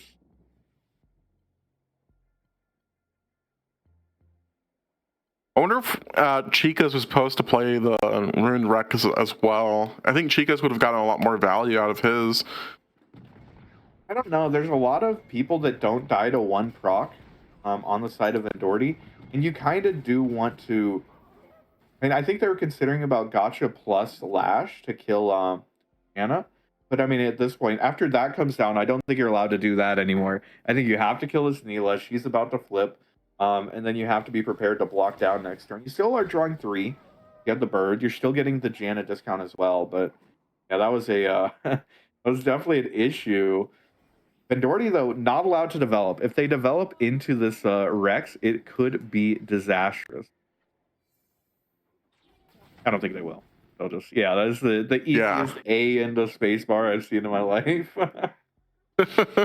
Probably gonna see Chicas end up, yeah, using the slipstream. You want to find even a little bit of removal. You need something here because this is not gonna be good. I mean, you're probably gonna be like, I'd go for use Janna to trade in to use the Janna spell to trade in. It's so hard. The issue is if you're using mana on that, that means that you're not able to play out the Rex, and I think you're kind of relying on Rex to like Hail Mary win you this game, because right now this is a really bad position. Really not happy. The other thing though is taking 5. You are setting up the Janna to die to 1 Ruined Rex cannon, which is pretty good, but it does mean you're going low. Actually gonna see, yeah, the commitment though. That does mean that a Mystic Shot could blow this out. And I mean, if you're Vendorti, I mean, a Mystic Shot protecting your Janna, or does it go face? It's a hard question. Looks like just happy with making the trade, happy with losing the Janna if it means that your opponent's at 5 HP. Yeah. I think we see Janna come down. I think it has to be Janna, and then it has to be the double Windfarer. Maybe Miriam as well. I don't know. You need to set up a board here. Yeah, I agree with that 100%. I think you played. What do you put back in the? Putting back to Ruined. That's a little greedy. I think putting it back is the opposite of greedy, because I think holding on to it's like kind of greedy. Are we gonna see just Howling Gale plus Mystic Shot? Yeah. Yep. Ooh, the Mystic Shot heading dome. Because on the back foot, really needing some help off the top. Is gonna draw 3 cards, but really hoping for something. Hoping for something off the top here. You have to be able to get rid of the elusive. You have to just fade, burn for a few turns. Your opponent's not allowed to draw any burn, but Vendorti's going to be able to use their mana effectively. You get your Neela down, you get a gotcha. If you draw into a slipstream next turn, you might be fine, but I don't know. Vendorti drawing it this turn is just so scary. Gotcha. Gotcha of their own and another slipstream. Eye of the Storm. Value cards that they can't play. That's your upside here. And Eye of the Storm means that they aren't going to get any value out of their gotcha. Oh! I think that's lethal. Oh no, that's 2 damage. That's 2 damage. Yeah, it does 2 now. It only does 2, so not quite lethal. And your swing here is pretty solid. And you get to gotcha the Vic Rash as well.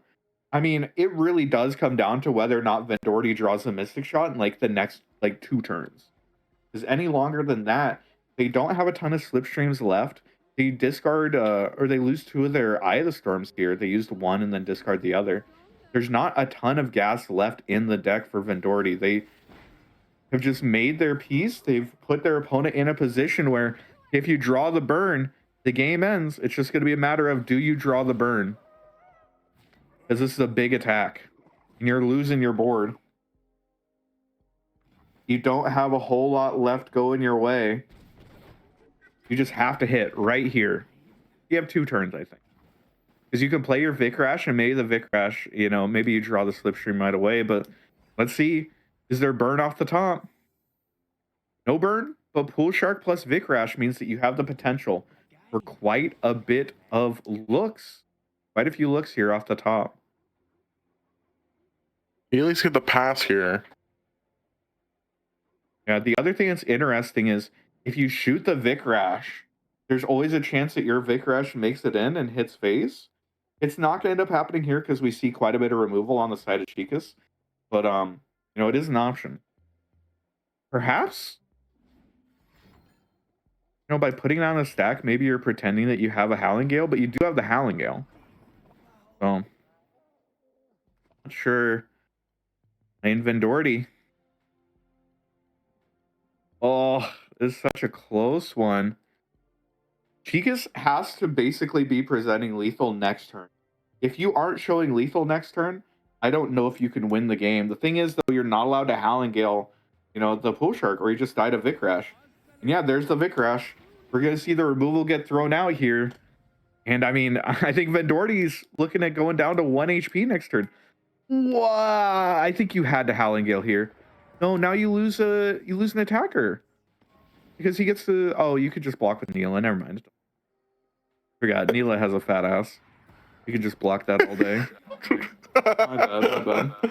All right, so Vendorti draws 2. Oh, no shot. Oh, my God. Oh, man. He's just better. Vendorti. No. Wow. Andrew, a Mystic Shot of their own. Chikas would have lethal here if the draw was slow speed or anything of the sort, but a Mystic Shot off the top. Vendorti play to their outs. They knew that they were the beatdown. They knew what they had to do.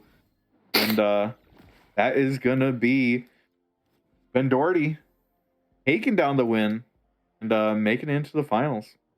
God damn, the bird off the top, hitting the Mystic Shot when you need it. Hey, and we get to see Jan and Neela win another game. Isn't that exciting? All it took was playing the mirror again. 2-1 is going to be the end of that one. Vendorti won both mirrors, interestingly enough. Pretty funny there. But Chikas not quite able to find either enough tools to stabilize in time or enough damage. Very close game there. Very close game. Depends Yeah, no. in the finals. I'm ready to see the finals, but we're gonna probably head to break here soon. Yep. That was a pretty close one there. A couple of great sets, and yeah, it's gonna be Vendorti in the finals. Yeah. Should be a lot of fun. But we'll be heading to break. We'll be back in just a few minutes with those finals, and don't go anywhere. We'll be right back. Thanks for being with us.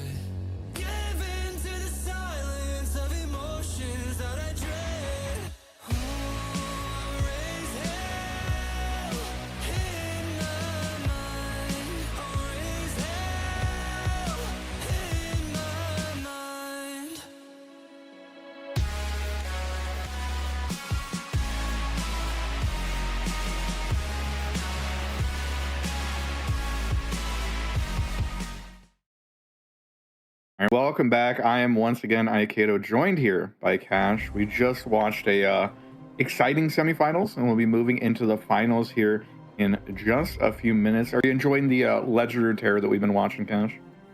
Of course, yeah. I've been really enjoying. I've been watching the Janet Nyla mirrors. You know, at least the Janet Nyla has won at the very least. But do I think Janet Nyla is probably a ban anymore at this point? I don't know. And so we're probably gonna get into the decks here soon. So take us. We'll take the bracket first, just to confirm what we all saw. That was Vendorti taking the 2-1 victory over Chicas. And then Shodox falling to Quo Vadi Domine. They're taking the win, and that's going to be a finals of Quo and Vendorti. And I believe that Vendorti, if they win, will be locked for Worlds. If they lose, you know, they have to play ladder, so imagine. And then Quo has to win to tie for first, I believe. So, you know, both of them are playing for something here, you know, outside of the normal prize pool.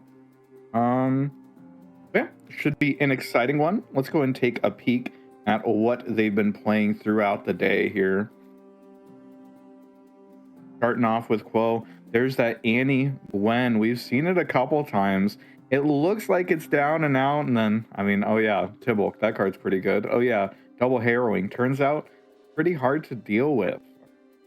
You know, control decks, sometimes they get there, and has been getting there so far today. Yeah, I mean, who knew that SI is pretty good at controlling? I love myself some SI.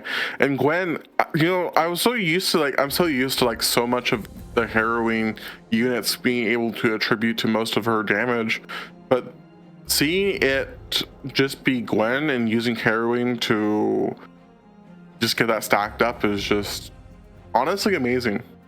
Yep. And Valfeast, of course, very strong cards, you know. Standard legal. Let's go and take a peek at the next deck. See if that's the deck that we've sort of been ragging on all day. Jananila. You know, I love Jananila. I want this deck to do well.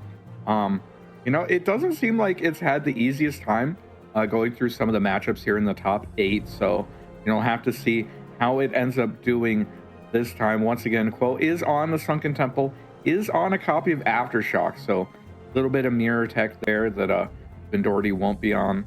Take a peek at that last deck. It is going to be another one of them. They're Revna decks. Revna, there is the Glacial Saurian. All the buffers on the planet. Celestial Wonder, you know, could be pretty good if we end up in something resembling a mirror. But yeah, we've seen it. You get your guys big, you play some lifesteal guys, and yeah, just live forever. Go and take a peek and see what Vendorti has. We've seen it a few times throughout the day already, but starting off with that Annie Gwen. So, you know, potential mirror there. Also on the 2 harrowing, triple withering whale is on the glares. You know, it'll be a funny matchup. The Otacon, I don't remember if wasn't paying attention if Quo's on the Otacon, but Quo is not on the Otacon. Quo is on Captain and Farron.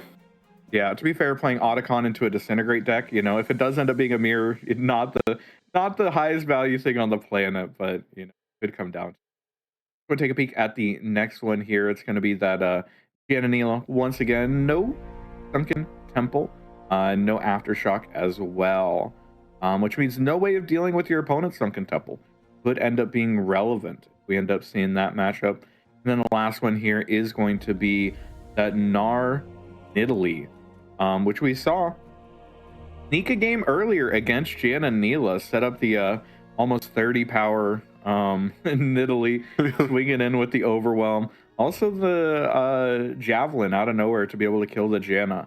This deck gets really scary really fast. Honestly, kind of wanting to see the Nar Nidalee versus Revna matchup again. Seeing how that one's supposed to go. They're both trying to get so big so fast.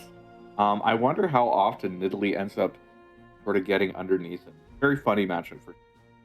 Yeah, I think It would be nice to see the Revna versus Nidalee again. However, I do think when we go to bans here, I do think that we're probably going to go ahead and ban Gnar, Nidalee, and maybe Revna, and we're just going to see Gwen and Nyla mirrors all day for the finals today. But, you know, there's a part of me that hopes that we just go ahead and ban both Jan and Nyla, even if Jan and Nyla hasn't been winning besides the mirrors. I do think that there is a certain amount of having to protect your Jan and Neela. It feels like sort of the softest of the decks here into your opponent's stuff. It's going to have trouble into the Gnar Nidalee. It's going to have trouble into the Braum deck as well. The big old lifesteal units. We've seen it a few times. It hasn't quite been able to get underneath it. I think that you probably have to ban to protect that. And maybe it feels a little bit easier to get through that SI Noxus control as opposed to getting through the big ol' overwhelm units. But you know, you kind of just have to pick your poison. I'd be pretty surprised if we saw either player end up banning the Jan and Neela. It just feels like a very beatable deck from both sides of the coin. But I would also not be surprised if we just both ban the Gwen deck, to be honest, and we're just playing, you know, big guys and fast turbo. definitely possible. Definitely possible. Yeah, I think it just kind of depends on how good you feel about your big boy deck into the control. And actually seeing Vendorti's Jan and Neela getting the ban, that one I find interesting. I wonder if Jan and Neela has just been like crushing Annie Gwen all day, and like maybe they just don't want to play that matchup. I could see if your removal just doesn't line up well. But yeah, a little bit of a surprise there. That does mean we get to see Gnar Nidalee not into the Revna matchup, but still is going to be out there. We're going to see if it can get a big old overwhelm unit over that Jan and Neela deck. If you were Vendorti, what deck would you like to play first? I'll flip a coin. You flip a coin? Drizal showed me the math, 30 times. I don't argue with him. We just flip coins here. I would not be surprised if we see the Annie Gwen mirrors, but to be honest, I think it might be Vendorti on Nidalee and then Quadov on Gwen Annie for the starting game. But that remains to be seen until we see the mulligans. Yeah, I mean, realistically, if I'm Vendorti, I'd probably just jam the Gnar Nidalee. I feel like that's probably doing well into both decks. But at the same time, it doesn't matter. You have to win with both decks anyway. Like, assuming that you have no information on what your opponent's going to bring, you might as well just flip a coin. Doesn't really matter. But yeah, either way, whichever one we end up on should be a pretty interesting one. And it looks like we are seeing not the mirror, but the Jan and Neela against the Gnar Nidalee. Both players playing the odd deck out here. And as we saw earlier, Jan and Neela, once again, very much on the aggressive side of this matchup. Needs to get underneath all those big overwhelm units, needs to push enough damage before the massive 30 power units start coming out. And already a pretty okay start. 1 drop, 2 drop, your 2 drops to Neela. Can't go super wrong. I mean, okay, Vendorti is using quicksand. This is great. Honestly surprised that we sent back the Howling Gale. That one's... Don't we need Howling Gale to deal with Nakatok? How else do we deal with that guy? Either way, on 2, turns out that card's pretty good. You know, sometimes Nakatok, you just don't see it, you know? If you think he doesn't exist, he doesn't exist. This sucks because you have to swing. You're not allowed to respect the Prowl, and the Prowl is just going to blow you out. The thing is, if you don't swing here, you're never going to swing, which means you're just never going to get value out of this card. You just have to accept it. You have to swing in and just get blown out. That one is a rough one. Well, I think they made the right call. It just sucks. That's what they could go double Pool Shark here. Discount their bird if they want to, as well as get down a 1 mana 3/2 next turn as well. That's up for a pretty solid turn, even if you do end up getting blown out. Wingsgiving coming down, perhaps going to start laddering up this 2-drop, turn into a 3-drop, and then continue going. The issue is if you do end up jamming the Pool Shark, it's going to end up getting vulnerable and then you're going to transform your 3/1 into something that trades profitably into it. That's going to be kind of sad. Again, you're not allowed to pass. That's not legal. But, oh, interesting. Really? Why? Really? Okay, Why? whatever. They don't want to start laddering yet. I guess that's fine. You know, live your life. Walking.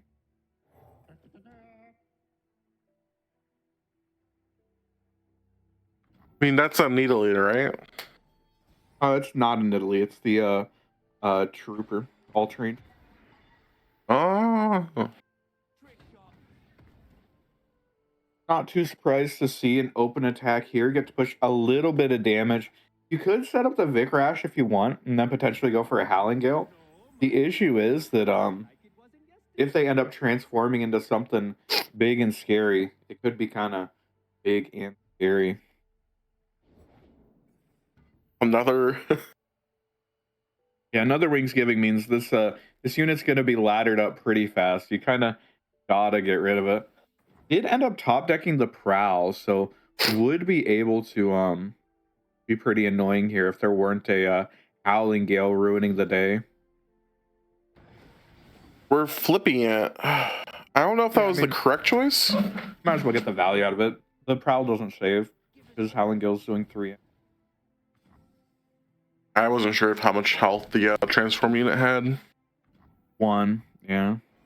Not quite good enough. All right. Well, who is going to be our target? Looks like we're starting out with an acquisitioner here. Probably just grabbing the Keyword removal? landmark destruction. That way you don't have to worry about that card coming down here.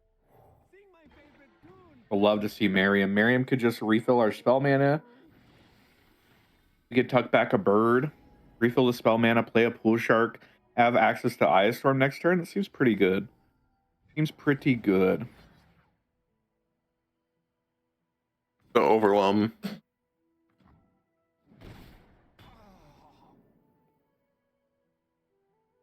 Overwhelm's not a terrible place to start.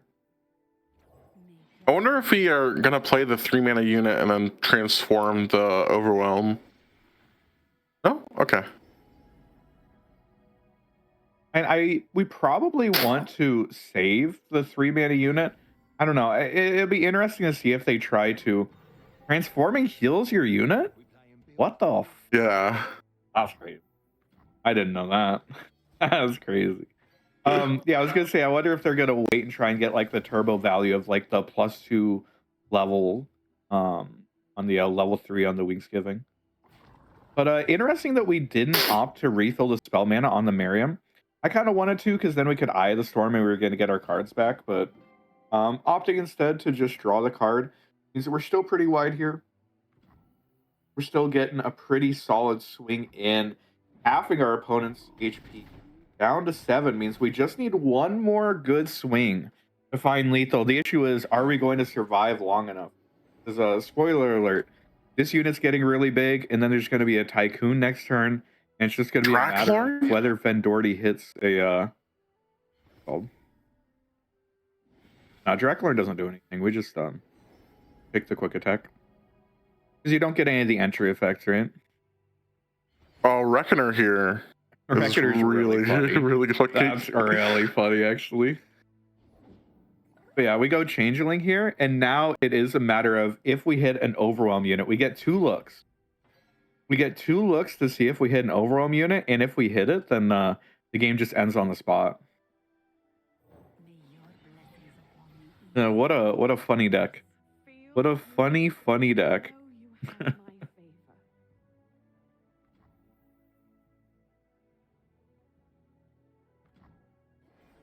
It's randomly stunning the fucking Vic Rash every turn. It's actually so silly. Oh my god, we can ladder even more. Dodge is not terrible. We could shoot one of these guys on the stack. I mean, we probably need to. We probably need to Yeah. we could shoot that guy. That seems fine. The other option is to shoot the Minotaur. Yeah, I think shooting Tycoon probably makes the most sense. I mean, if anything you transform to, anything that's overwhelmed, it's gonna be scary. Yeah. No, I think that is a valid direction to go. All right, we see the prowl go on there, and what are we getting? Nagakaboros is very funny. Farron also pretty funny. 20 points of overwhelm. I mean, no, you force some blocks. You force a block. I don't know if that's enough, but okay. All of it. Are we like fishing for an Otacon? Oh! Oh my god! Oh my god! Oh my god! What the fuck is the that? fuck is? He just hit Otacon. Okay, what are the chances? Someone do the math. What are the chances of hitting Otacon there? Did he high roll or not? I need to know if he high rolled or if that was just expected gameplay. What the hell was that? Okay, wait a second. Alright, there are 1, 2, 3, 4, 5, 6, 7, 8. There's 8 cards, but probably not all of these are standard legal, right? So it's 1, 2, 3, 4, 5, 6, 7, 8. Okay. 8 10 drops. So he looks at 3 of them. I mean, 33% chance to see Otacon. Literally only Otacon wins the game there. So, you know. Gamer. Absolute gamer. That said, we will see now the Jananila run back this time into the Annie Gwen. Will we see Jananila actually break the curse and beat something that isn't the goddamn mirror?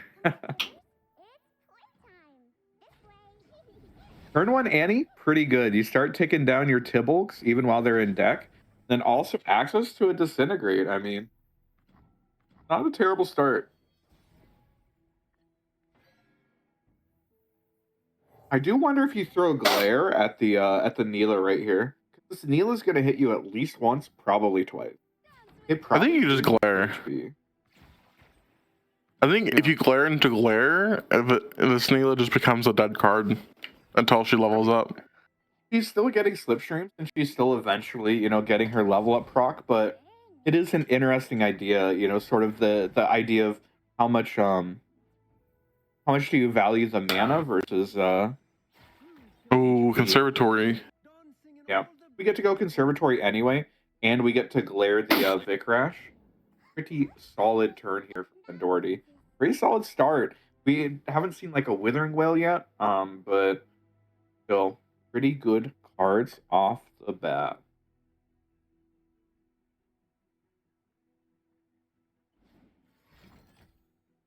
Glare on Vic Rash just is very reasonable. We have the option to glare it again or to Val Feast it. The world is our oyster. The oyster is our world. Open attack, pretty reasonable. Even with the Eye of the Storm, hell yeah. Get that damage in there. I would not be because of Brash. I'm pretty sure we're gonna swing these into a Disintegrate on stack. Yep. Seems pretty likely. Seems pretty solid here for Vendority. And I mean, the really scary thing is I think you kind of had to shoot Annie there because Annie's about to flip. I mean, that's a little bit scary. Annie can kind of take over a game. I think she was flipping no matter what. I mean, it depends on if he has another fast speed card. Like, we can see that he has a glimpse, so he'd be able to flip it anyway. But yeah, definitely a consideration to Mystic on the stack because now, and you're taking what, like 4 damage on open, 5. Oh, and the Gwen coming down as well. I mean, it's starting to get a little bit spooky. We're gonna have to just draw cards and throw down this Rex. Miriam is a great draw because we get to refill our spell mana, which means we can go like Bird plus Gale here. I mean, we probably, I don't know, maybe we jam Gale right now. Gale kill Gwen. Then we can go like Miriam and bank the mana. Miriam and Gale Annie. Like, I don't know, maybe that's the line. It's something like that. The issue is that Tibulk is coming down soon. And you just can't be taking this. Like, already we're just like so far on the back foot. I mean, it has to be Gale. if we're lucky, sorry, good players, we could throw Rex and it hits Annie and Gwen and kills them both. I mean, that certainly is a line. I think double Gale, like Gale, Miriam, Gale. I think that feels like the closest to being a reasonable line. You don't necessarily have to Gale this turn. You could just like Gale, Miriam, refill the spell mana, and then not Gale. But yeah, this is a lot of damage coming out. 6 of it coming through. Annie, yeah, leveled Annie does 3. That's how much. We could tuck the slipstream back in, probably. The bird's fine too. You just pick whichever one. Your choice.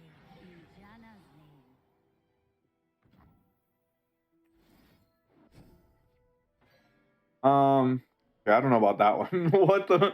Okay. What was that? What was that? Why'd you cast Slipstream? We're just throwing away mana for no reason? Yeah, fair enough.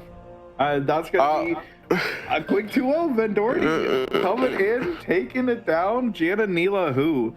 Jananila, don't be winning games out here. I believe that means that Vendordi's locked in for Worlds. Yeah, Vendordi locked in for Worlds, and a nice little win, getting a bunch of getting also 2,000 coins and $89. Some coins, some cash, and an invoice. I mean, what more could you go for? Oh, damn, way to go, Vendordi, just coming in, taking names. Made the the smart play of mind controlling their opponent into banning Jananila. And it meant that it was a free 2-0. Way to go, Vendordi. Way to go, Vendordi. We may be able to get a interview in here soon. We'll have to see on that one. We'll keep you guys posted. But otherwise, that was a pretty good set. That was a fun top cut there. It does feel like the story of it was kind of, big boy decks and some control, and then Jan and Neela just playing against each other because obviously they can't beat anything else. God damn. That was a pretty funny one. I can't believe he hit the fucking Otacon. I actually can't believe that. Yeah, I mean it's not a high chance, but it just built too different. You played your outs, right? You saw the line. He laddered it up. That is the idea of the Wings Giving, is that you're laddering the card, and with the Tycoon, with the other card as well. Like, you just have to hit your overwhelms. You have to hit. You need to hit, and ends up hitting the Farron first. I mean, the pre-commit of the Prowl as well. The pre-commit Prowl hit Farron, so your Changeling is also a 10 attack Farron into the Otacon. I mean, that's just how you write it up, right? When you're putting together the cards the night before, when you're building your deck, that's exactly how you envision it. That's what you want. That's what you're playing for, is your 40 power Otacon. What more could you hope for? What more could you hope for? I mean, this is the most Otacon damage I've ever seen in my life, so I'm glad to see it. I love transforming, so Yeah, unfortunately, the Tycoon wasn't able to stick around. I mean, that would have been the really fun thing. I mean, he lets the Tycoon stick around. We see an Otacon get, a couple hundred attack. I mean, come on. How dare he? How dare he end up killing the Otacon? Yeah, come on. Isn't he here for the content? Like, either way, though, was a pretty fun one for sure. Was a pretty fun. And we should be getting an interview here in just a second, if he makes it into the chat. Yeah.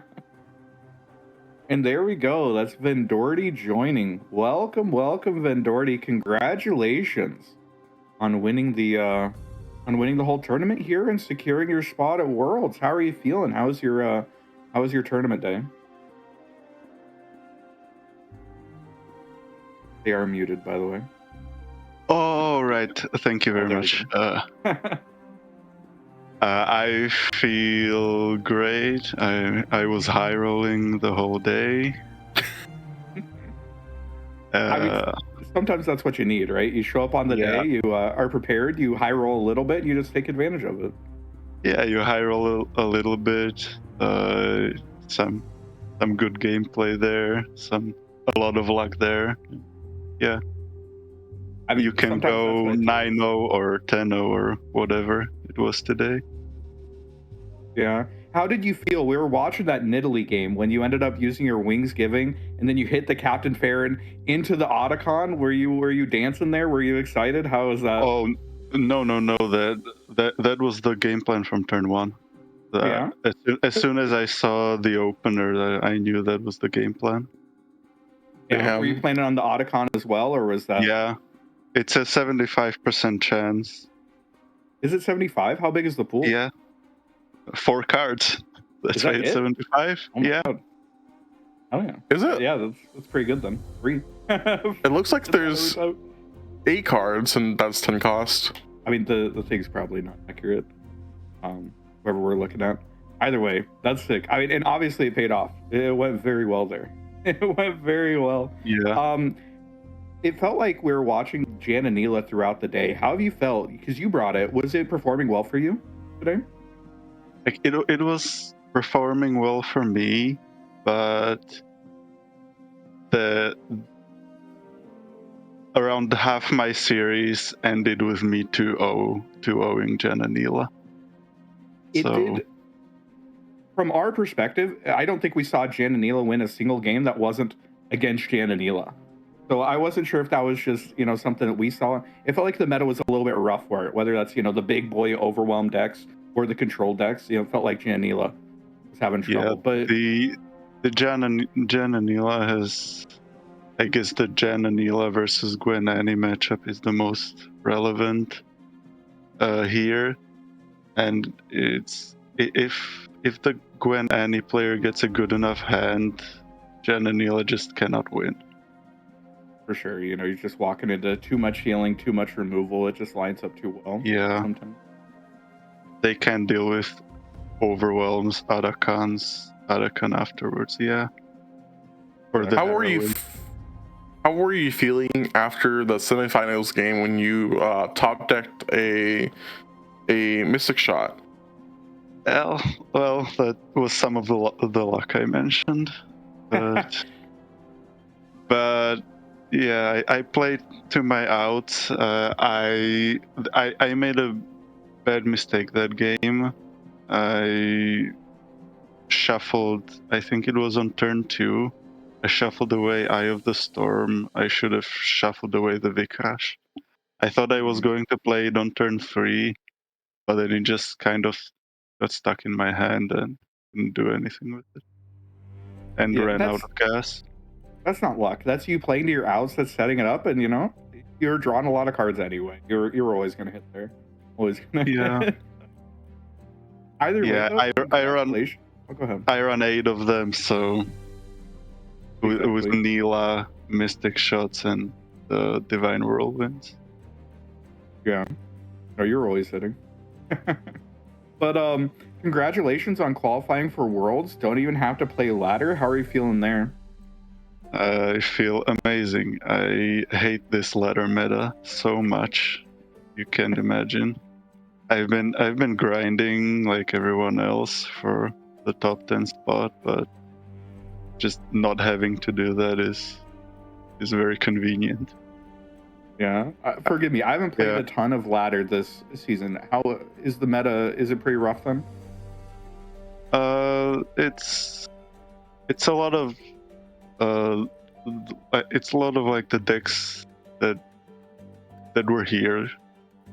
It's a lot of Poros, it's a lot of Nidalee, it's a lot of Revna. Just kind of stuff that's not pleasant to play against. New rotation coming soon then, right? Is there anything you're hoping for? What am I hoping for? I want to see Thresh Nasus back. Oh yeah? Oh, Those really big. Yeah. A man after my heart. I love myself some Thresh Nasus. I played Thresh Nasus in the last Open, got top 8, but didn't go any further with it. Yeah, well, that'd be a pretty welcome addition. Has Atrocity been standard legal at all since No, they started doing rotation? that's one of the forbidden cards that's never standard. Maybe one day, you know, surely. I think we'll sooner see Seraphine than That's Atrocity the other back. one, you know? That would be great. I would no complaints Yeah. there. But congratulations again. Anyone you want to shout out? Anything else that you want to say while you're here? I'll shout out the LOR Never Dies Discord.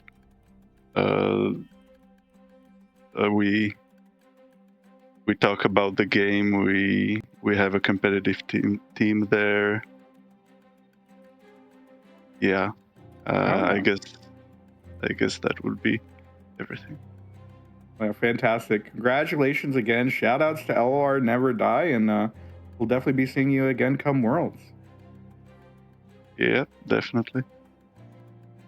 All right. And for us, the casters, we appreciate you all hanging out today and watching the tournament or participating in it. Welcome. And let's go ahead. We need to shout out the supporters. At the gold tier, we have ABG Sukuma. And then silver is Bin Diesel 7, Lunaya, and Trey. Thank you so much for Discord supporters. Wouldn't be able to do it without you. And from myself, Ikato, and Cash, my co-caster, we appreciate y'all being here and have a great evening. Have a great evening.